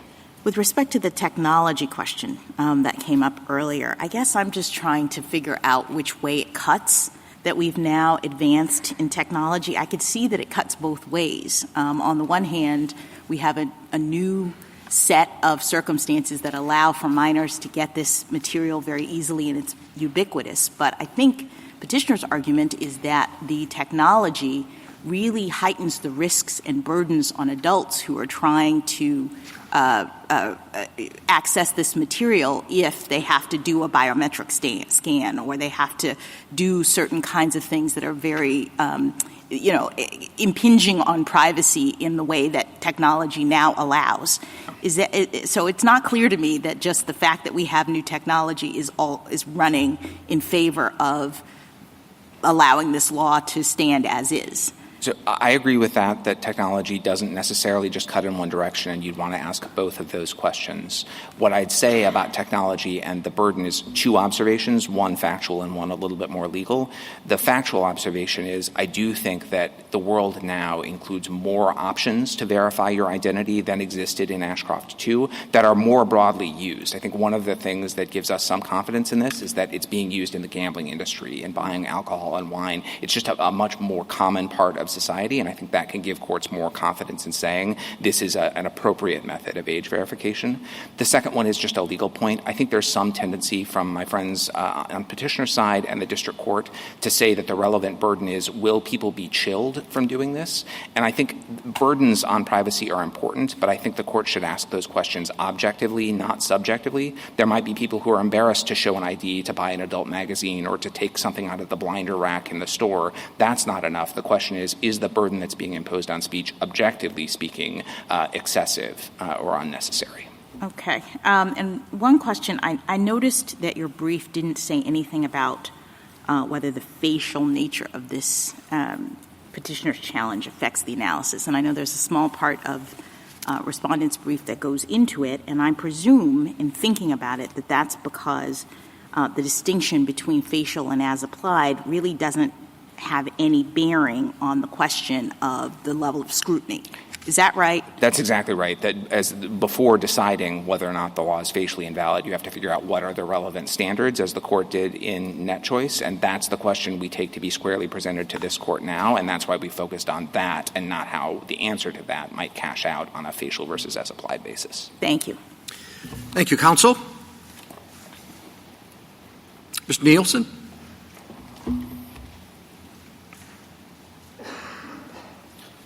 Mr. Chief Justice, and may it please the Court. Petitioners don't dispute that their websites are not meant for children, that they harm children, and that children are watching. The court faced the same situation with brick and mortar stores and applied rational basis to a law limiting adult content to adults. This case is the digital version of Ginsburg. 3 cases prove the point. Ginsburg itself applies rational basis where a store can only avoid liability by making, quote, a reasonable, bona fide attempt to ascertain the true age of customers. Sable applies rational basis where speakers must separate their audience before speaking a message obscene to some but not all. And in Ashcroft, too, the court didn't apply rational basis because Congress, limited by 1990s technology, went well beyond Ginsburg and Sable. To understand Ashcroft 2, you have to understand Ashcroft 1 and look how the court in Ashcroft 1 treated Sable. Age verification today, however, is simple, safe, and common, including non-identifying means. Petitioner's view of Texas's law is contrary to Texas's view of Texas's law and the Fifth Circuit's view of Texas's law. Regardless, if strict scrutiny applies here, Texas would have to satisfy strict scrutiny to keep kids out of strip clubs. This court's cases do not require that. Neither do history, tradition, or common sense. In all events, even if heightened scrutiny applies, Texas easily satisfies it, especially facially. We've tried content filtering for decades, and the problem has only gotten worse. I welcome the court's questions. The Ginsburg sounds simple, but in the tech cases we've had recently, we're talking about hundreds of millions of members to certain sites, billions of visits, multi-billions, if not trillions of exchanges. How do we determine what burden, and assuming we agree with you, and I think most people do, that kids are to be protected, how much of a burden is permissible on adults' First Amendment rights? Well, so long as Ginsburg is part of this court's canon, any burden less than the burden at issue in Ginsburg necessarily must be okay. So how does that translate in a world in which you're not talking about one-on-one transactions, but billions of transactions? Yeah, that cuts in favor of Texas. One of the important parts of modern age verification technology is that you can do it without identification at all. The Fifth Circuit was clear that under Texas law, biometric scanning is okay. In other words, there's no ID or anything like that. It's just a face scan. If that's too much, I would point the court to the brief of the Age Verification Providers Association. You can do a hand scan. There's all sorts of things you do that have no identifying information. But you're talking about rational basis, and you would think that rational basis would permit quite a high burden on the First Amendment rights of adults versus strict scrutiny. So this is where I think it's important to understand the scope of Ginsburg. Ashcroft 2 is precedent. We're not fighting that. Ginsburg, as I read it, is saying so long as what you are doing is verifying that this person is a kid, that's rational basis. If you start doing other stuff beyond that, then you're in the world of Ashcroft 2. What if verifying that this person is a kid took the form of a law that the state says what we'd like to have is everyone who comes in here needs to present a copy of their passport, a copy of their birth certificate, and an affidavit from their biological parent? Is that also rational basis in terms of the burden that it imposes on adults? No, Your Honor. Why not? Because that's far in excess of what the court recognized in Ginsburg. But the court in Ginsburg wasn't analyzing the means by which age verification was occurring. You see, my hypothetical is turning on fine if the court is allowing for age verification. How far can a state go in terms of burdening adults, showing how old they are? And it seems to me that you're conceding that at some point a state would not be able to require an adult to jump through a million hoops to prove their age. And if that's the case, isn't that the work of strict scrutiny? I mean, I thought that what strict scrutiny was doing was assuring that the burden that's being imposed is one that is necessary because we understand that adults would ordinarily have access to this material. We appreciate the state's interest in protecting children, but we're not going to let the state, impose like 1,000 things that would make it really, really hard for adults when there are other alternatives to protect children. I thought that was like the whole point of the strict scrutiny analysis. So there are two precedents that the court has to give weight to both of them. There is Ginsburg and there's Ashcroft too.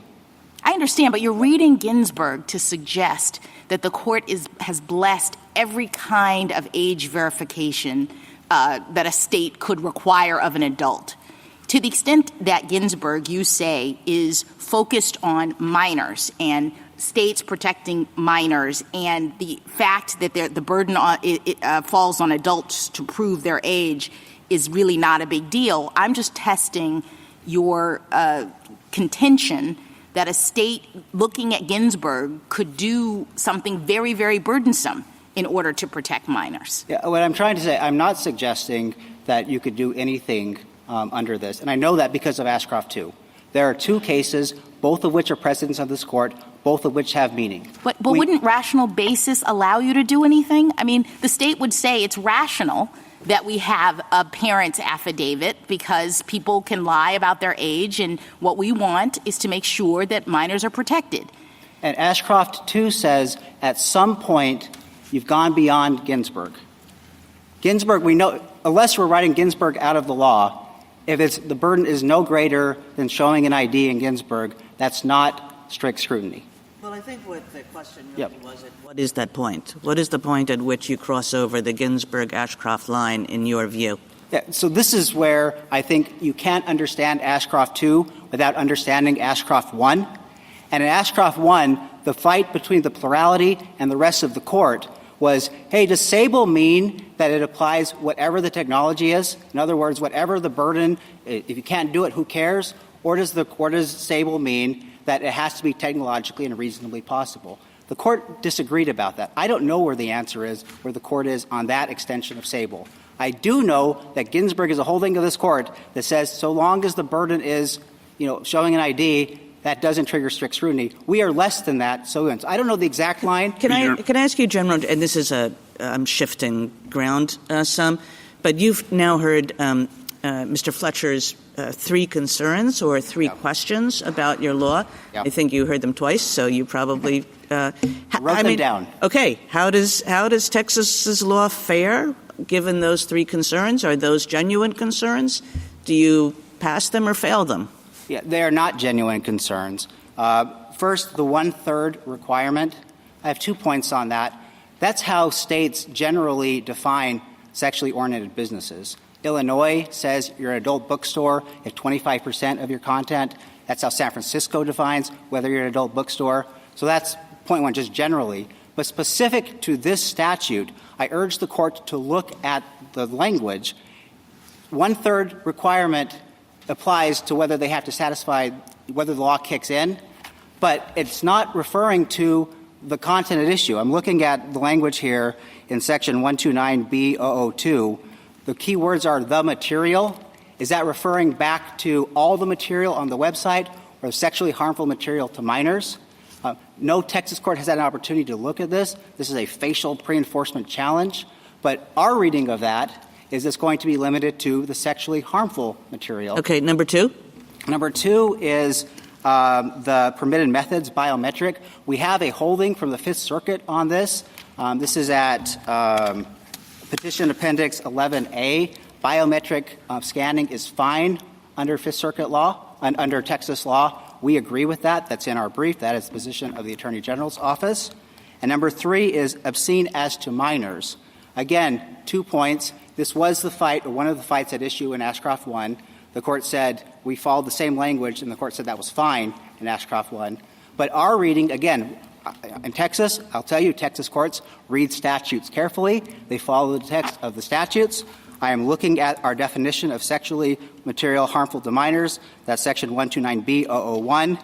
The third part is we define minors as those under 18, taken as a whole, lacks serious literary, artistic, political, or scientific value for minors. In other words, that includes up to people over 17. So their idea that... So if I understand you correctly, as to those three, as to number 2 and number 3, you say, well, even if that's a legit concern, our law is okay with respect to it. And yes, then Your Honor. I don't think that that's quite your answer with respect to number 1. Is that right? Or is that wrong? No, I think we're fine with number 1. My point is that even if I'm wrong about how Texas law works, we're still okay because then we're like Illinois and San Francisco. But I don't think I'm wrong about how Texas law works. I see.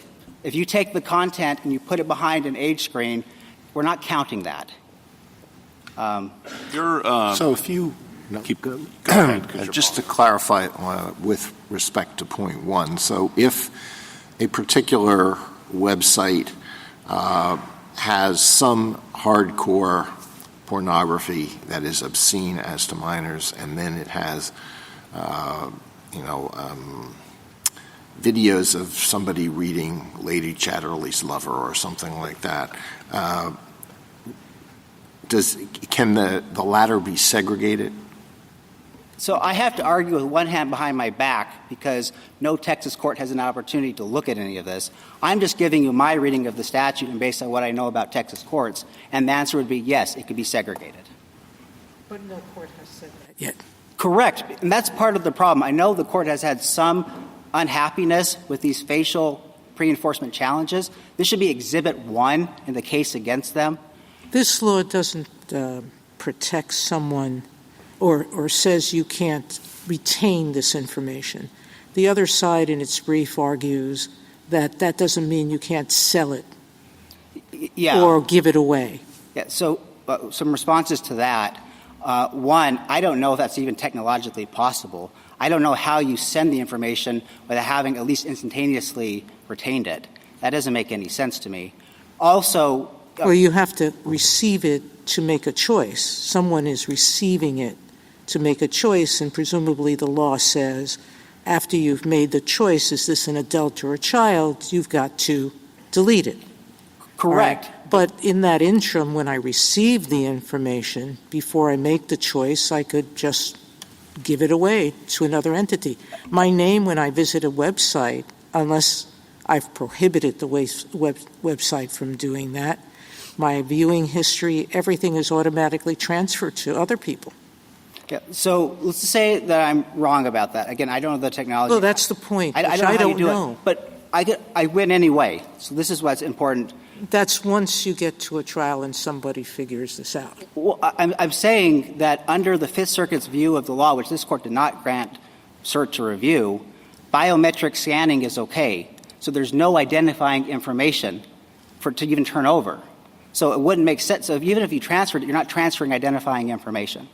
And even if you did have identifying information, no one does it. Again, I'd point to the brief to the Age Verification Association. We're talking in a vacuum because I don't know the record. I do understand that biometrics sort of looks at a face. Mr. Fletcher said it looks at a hand, or someone said it looks at a hand. I have no idea how it works. But I do know that DNA evidence can be picked up from the paper I just touched. And I don't know if biometric information can be used to create other things. I don't know any of this. None of us do. So the question is, before any judge can determine whether this law and the extent of its burden or lack thereof, someone has to determine that, doesn't it? Yes, Your Honor. That's my only point. Sorry, can I have just one? I'm sorry. Keep going. Just one more second. The last point about all of that is, of course, the petitioners get to choose who the age verification provider is. So if they don't like the age verification provider's policies about that, well, they can stop that too. It's within their power. They have self-help measures. I think earlier when you were discussing Ginsburg, you said Ginsburg applies to age verification requirements, and thus age verification requirements get rational basis review, and that's how you distinguish. But then you said not if they're too burdensome, which doesn't sound any more like rational basis review. But I'm actually not interested in whether we call it intermediate scrutiny or strict scrutiny or rational basis for purposes of this question. Is the statement of principle, First Amendment principle, that you're seeking at a broad level, age verification requirements are permissible so long as they're not overly burdensome on adult access? Yes. Yes, Your Honor. That's how I understand and those are the cases. exact adverbs and adjectives, overly burdensome, or do you have a preferred statement? I mean, I guess I would say so long as it's incidental to verifying age. Again, I don't know what overly That's burdensome a little means. different. Exactly. Okay, and then you have to look at how much burden is there on the adult access, which I think you've conceded, not conceded is the wrong word, but just acknowledged that is going to necessarily be part of the inquiry, because you've said a few times if it's more than the Ginsburg burden, at some point it may cross into too much. Correct, Your Honor, because we are trying to reconcile Ashcroft 2 and Ginsburg. And you've again. Yeah, I don't think I conceded, but yeah, you haven't. I'm not using the word conceded in that way. You acknowledge that a law, for example, that Mr. Fletcher identified that just banned all pornography on the idea that would serve the interest in preventing children from accessing it. That's impermissible. Correct. That's the second part of Sable. Right. And then also to Justice Jackson, if the requirements for age verification were so onerous and unnecessary that they really prevented many adults from accessing constitutionally protected speech as to adults, you also acknowledge that would be impermissible. Yes, Your Honor, because, again, that's how we read Ashcroft 2. Yeah. But Mr. Nielsen, why are you saying that it's like a carve-out from content discrimination? Because, you heard my interchange with Mr. Fletcher, and also with your friend on the other side, when I was trying to see if there was a way, just exploring how do we think about Ashcroft 2. And, there is some content discrimination here, right? Because you do have to look at the content to decide whether the age verification requirement applies. So I take your answer to Justice Kavanaugh when you say, no, it wouldn't be what Mr. Fletcher said, that if rational basis review applied, they could ban the whole category because that would be a rational way of protecting children. You say that's not the case because we look at Ginsburg and it's just age verification. Yes, so Your is this Honor. like an age verification carve-out? Like it's content discrimination doesn't trigger strict scrutiny if we're talking about age verification? Is that the argument? I guess there's two conceptual ways to understand it. I'm not sure which one they did. I mean, one is if it's just gatekeeping, as long as you're allowed to have two different groups, you have to have some way to tell the difference between the two. And if it's just incidental to gatekeeping, that doesn't itself trigger strict scrutiny. That's one theory of Ginsburg. The other theory of Ginsburg is that just looking at identification just isn't a constitutionally cognizable burden. That would fit in with the Crawford line of cases for voting. That would fit with the American Library Association, where they say going to the librarian, that's embarrassing. That's just not a constitutionally cognizable burden. But if I understand you correctly, you are saying, and this goes back to Justice Jackson's hypothetical, that when the burden gets too great, right, when, they're asking you to do all these unreasonable things, right, that's the point at which, if I understand you correctly, tell me if I don't, it flips into not rational basis review, but into heightened review, strict scrutiny. Correct, Your Honor. That's how we read Ashcroft 2. Okay, so, I mean, that is a little bit peculiar, isn't it? I mean, it's obviously the case that the extent of the burden should matter a lot in the constitutional analysis, but it usually matters when you're applying whatever standard you're applying. It doesn't usually push you like, oh, the burden is really this burden is it's very hard to make this to meet this age verification requirement. So because that's true, it pushes you into a different standard of scrutiny. I don't know if I can think of anything like that in our law. Yeah, I agree. That is a curious effect of reconciling Ginsburg and Ashcroft But it's just inherent in having an age. One category that can't access and another category of people that can, and you have to have some mechanism, as you just said, for determining it. But I think in reply to Justice Jackson, Justice Kagan, you've said yes, it could get too burdensome. In other words, even age verification, I think Justice Kagan was just saying this, even age verification could get too burdensome if you did things like passport or something like that. I mean, correct, Your Honor. Again, there's cases. And I don't, again, whether you call it, whatever you call it. But I think what you call it is important. Well, I'm just going to ask, whatever you call it, it can't get too burdensome, right? Yeah. So, I mean, the North Star here is so long as Ginsburg has some meaning, so long as the burden is not greater than the burden at Ginsburg, rational basis applies. But, Mr. Nielsen, the burden was not the issue in Ginsburg. That's my only problem with what you have said, is that I took Ginsburg to be establishing the initial principle that you start with, that it's okay to treat minors differently than adults, period. That's the holding of Ginsburg. It wasn't talking about the extent to which figuring that out was going to burden adults and how much the adults' First Amendment rights were impinged by operating that principle. It was the first case to establish in this context that minors don't have the same rights as adults to access this material. Then we go on in other cases, in the cases that Justice Sotomayor raises, to evaluate, okay, now that we know that we can separate these two categories of people, you're absolutely right that we have to have some way of doing that. But these other cases are about how burdensome the way of doing that is. And to what extent, I mean, and you seem to be agreeing that there's a point at which the burden that you're imposing on adults are going to be too much. And my only point about the standard mattering is that I thought the work of rational basis review and strict scrutiny was to evaluate whether this is too burdensome. That we say, because the adults have a certain scope of First Amendment rights, you can only impose a burden that is the least restrictive way of reaching your compelling interests. So we don't need a new set of principles or tests. We have a test. The test is strict scrutiny, and the government says, Mr. Fletcher says, there might be a way in which this actually satisfies that. Yeah, so that test can't be right.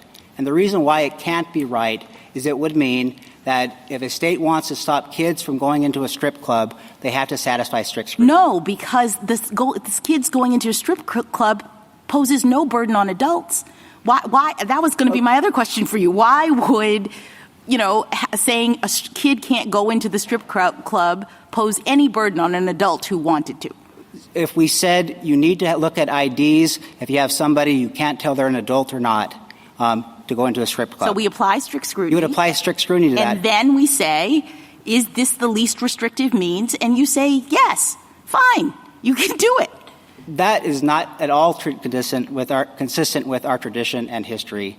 As I understand strict scrutiny, again, I know there's different views on this. As I understand strict scrutiny, the idea is this is generally not okay, but sometimes we'll make an exception if there's really extraordinary reasons for it. But in our history, we have always said kids can't come and look at this stuff. So it seems not correct to me as a historical matter to say, well, actually, it's always been presumptively unconstitutional. But there's one thing, though we've done it forever, strict scrutiny somehow has always been satisfied. Mr. Nielsen, I want to take you to the questions that Justice Kagan was asking Mr. Fletcher about the dangers. I just want you to posit this. This is all just pretend. Let's imagine that you should win, that Texas should win. And Justice Kagan asked, if that were so, if there is a way that states should be able to regulate and the federal government should be able to regulate this, we have to decide how our First Amendment precedent might accommodate that. And Justice Kagan identified for Mr. Fletcher two options. One would be to say that this kind of regulation can satisfy strict scrutiny. And the other might be to say, in this context, intermediate scrutiny makes more sense. I just want to take rational basis off the table. Yeah. What do you think about that? Mr. Fletcher told us what he thought about the dangers that would lie in either approach. Yeah, so I am very worried, not about this law. I think we're going to pass strict scrutiny. I hope that is where the court is, that this law passes strict scrutiny. I am worried about my strip club example or any other sexually oriented businesses.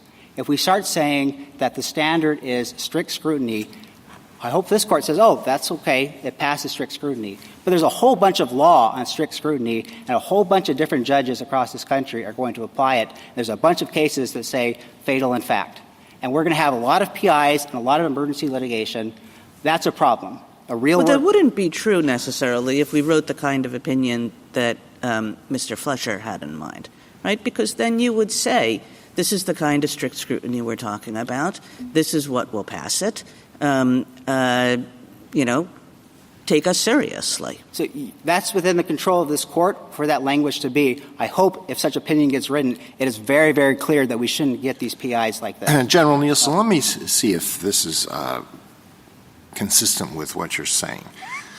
Whenever, if a law prohibits or regulates a type of speech that is not entitled to any constitutional protection, the content of the speech does have to be examined at the outset to determine whether it falls within that category. And the fact that that preliminary examination is necessary does not mean that the law is content-based and therefore subject to strict scrutiny. Yes, Your Honor. So what that may suggest is that while this preliminary examination does not render the law content-based, so long as it is not too excessive, then strict scrutiny is not triggered. But if it crosses a certain point and it becomes too burdensome, so that it is more than is reasonably necessary to make that threshold determination about whether the speech is constitutionally protected, then you go into another level of scrutiny. Yes, Your Honor, and I think that Ginsburg is consistent with that view. What about Paxton? The problem is that the speech here is not just about obscene speech, which is not subject to any rational basis scrutiny only because I'm not even thinking rational basis, because obscene speech is illegal for adults or minors, correct? It can be made illegal, yes, Your Honor. It can be made illegal, not automatically, but it's not protected speech. Obscene speech is not protected. Exactly, Your Honor, yes. The problem is that this law doesn't make illegal just obscene speech. It makes illegal obscene and indecent speech that might affect children, but adults can view indecent speech, correct? Yes, Your Honor, but not if children are there. No, let's not quibble, not when children are there. But you now have to look further than determining whether something's obscene. You have to figure out whether it's indecent for children, correct? Yes, Your Honor, I think so. Yeah, so it's not merely checking to see if something doesn't have curse words or some fighting words or something like that. You're actually asking adults to not look at something until they do something else, something that's legal for them to look at. Yes, Your Honor, and I'm saying that so long as Ginsburg has any meaning. Counsel, you keep saying Ginsburg, all right? I look at the court's decision. The facts are that a bookseller was found criminally liable for selling, I think it was to a 16-year-old. The age doesn't matter right now, but an underage child. And his attack, and this is the court saying, is not that New York was without power to draw the line at age 17. Rather, his contention is the broad proposition that the scope of the constitutional freedom of expression secured to a citizen to read or see material concerned with sex cannot be made to depend upon whether the citizen is an adult or minor. And the court, he insists that the denial to minors under 17 of access to materials condemned by the law, insofar as that material is not obscene for persons of age of 17 or older, constitutes an unconstitutional deprivation of protected liberty. So it wasn't the age verification that was at issue in Ginsburg at all. The court had no reason to address it. The claim there and what the court was speaking to as involving rational basis was whether obscene, indecent materials had to be made accessible to kids under 17. Yeah, we can all read Ginsburg, but do you have any language in Ginsburg that even addresses the age verification issue? Point me to one line in the entire petition other than describing the law that talks about the burden of the age verification. Look at the very last paragraph of the opinion. That's when they're discussing whether Mr. Ginsburg had notice about what his obligations were under the statute.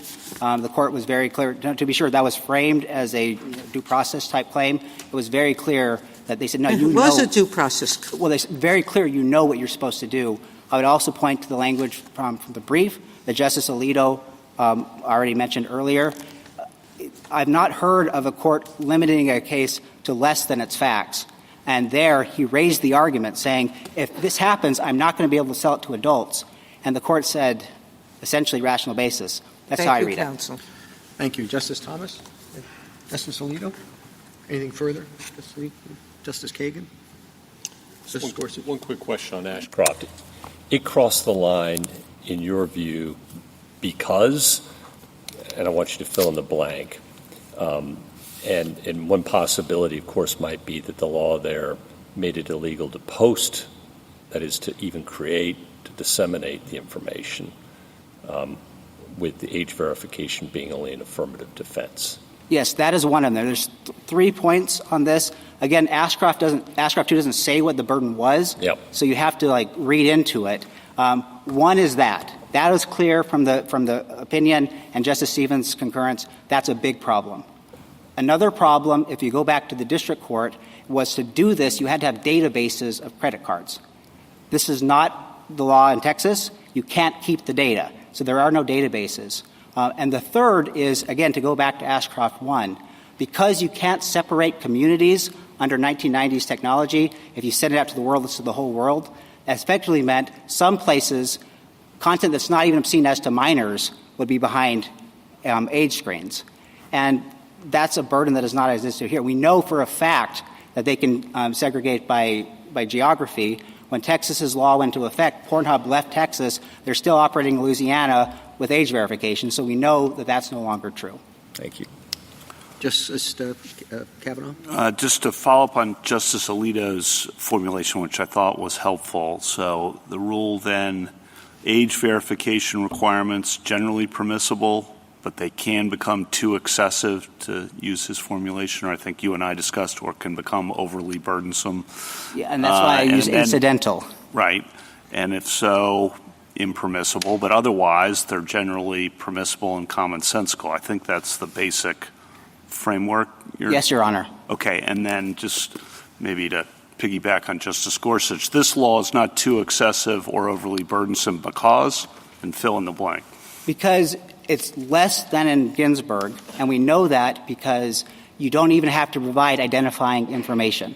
So in Ginsburg, if there was a marginal case, you couldn't tell if it was a kid or an adult, you had to look at the ID. You don't have to do that under Texas's law. So however you read Ginsburg, we are less than that. Thank you. Justice Barrett?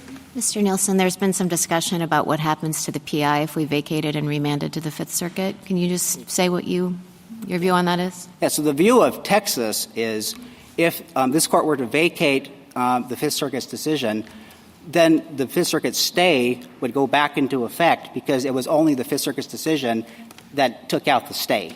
That would take a separate order. Now, I know that the other side is going to fight me on that one, so we probably would do what Mr. Fletcher suggests and go back to the Fifth Circuit for clarification.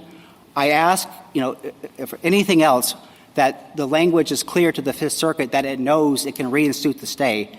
That gets lost in translation sometimes. When you get a decision from this court, they're like, oh, I guess we can't do that anymore. We don't want to get sumrevved. We respect the court.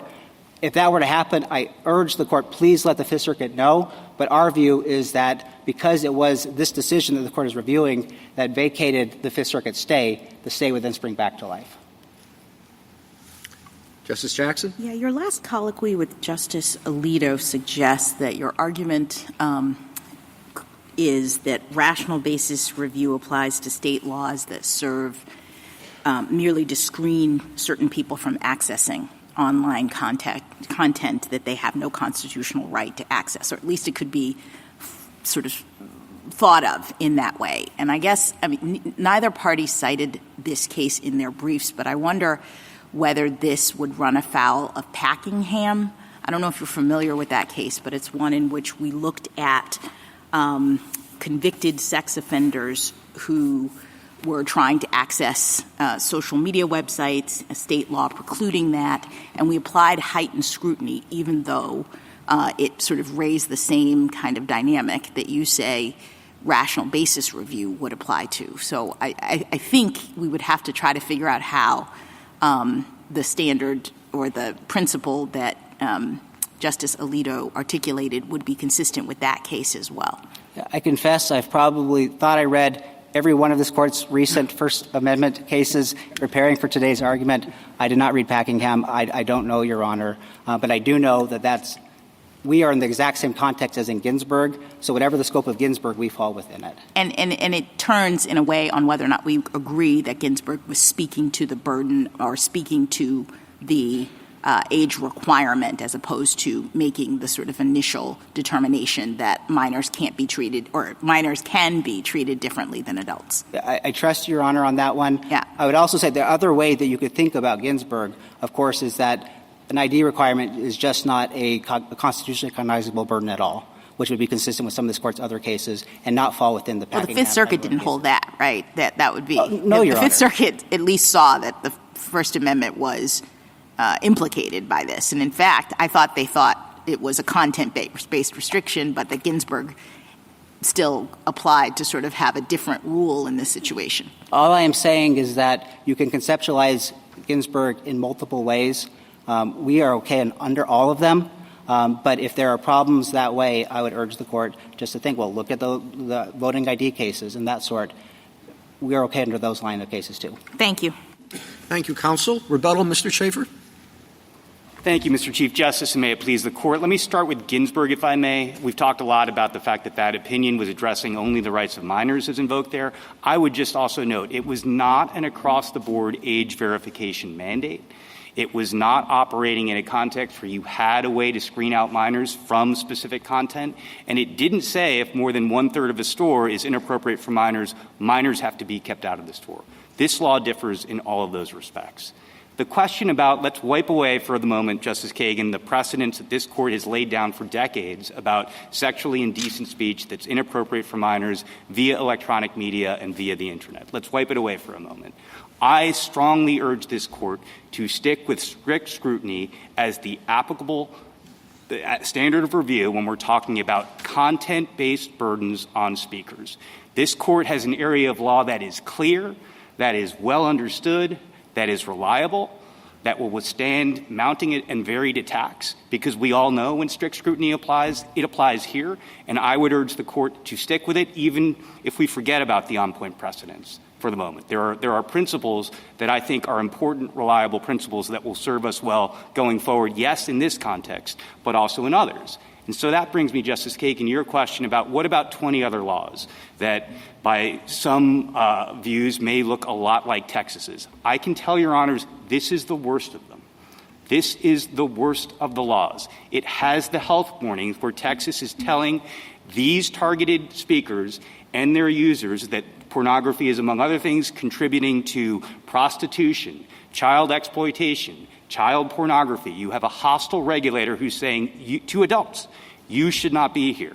You have no consideration whatsoever of content filtering as the number one alternative that this Court had called out. You have age verification that just respectfully does not answer to the description that Texas's amici are offering and that Mr. Nielsen is collapsing to today, which is age verification different from what the plain terms of the law would permit. And you have none of the protections that you would expect from a responsible regulator who's concerned about adults' interests here. You don't have enforceable rights for them. You do not have privacy protection. You do not have confidentiality of information. You do not have the government saying we cannot pry open this information and use it against you.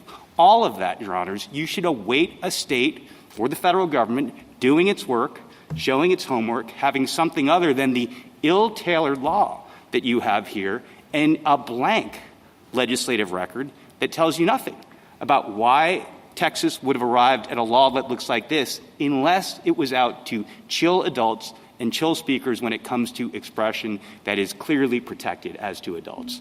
And I want to offer the Ashcroft law, if I may, as a point of comparison. We think that this is the a fortiori case, Your Honors. The court was looking at federal legislation on a well-developed, comprehensive legislative record where you could see what Congress was doing and why it was doing it. And it was a serious, genuine effort to regulate, Justice Kavanaugh, as we were discussing, to protect kids from all of the content that was deemed inappropriate for minors, regardless of its source. Texas's law is not fit for that purpose for reasons that have gone conceded, I think, effectively by Texas and by its amici, and you can find in a well-substantiated set of findings from the district court about how under-inclusive this law is.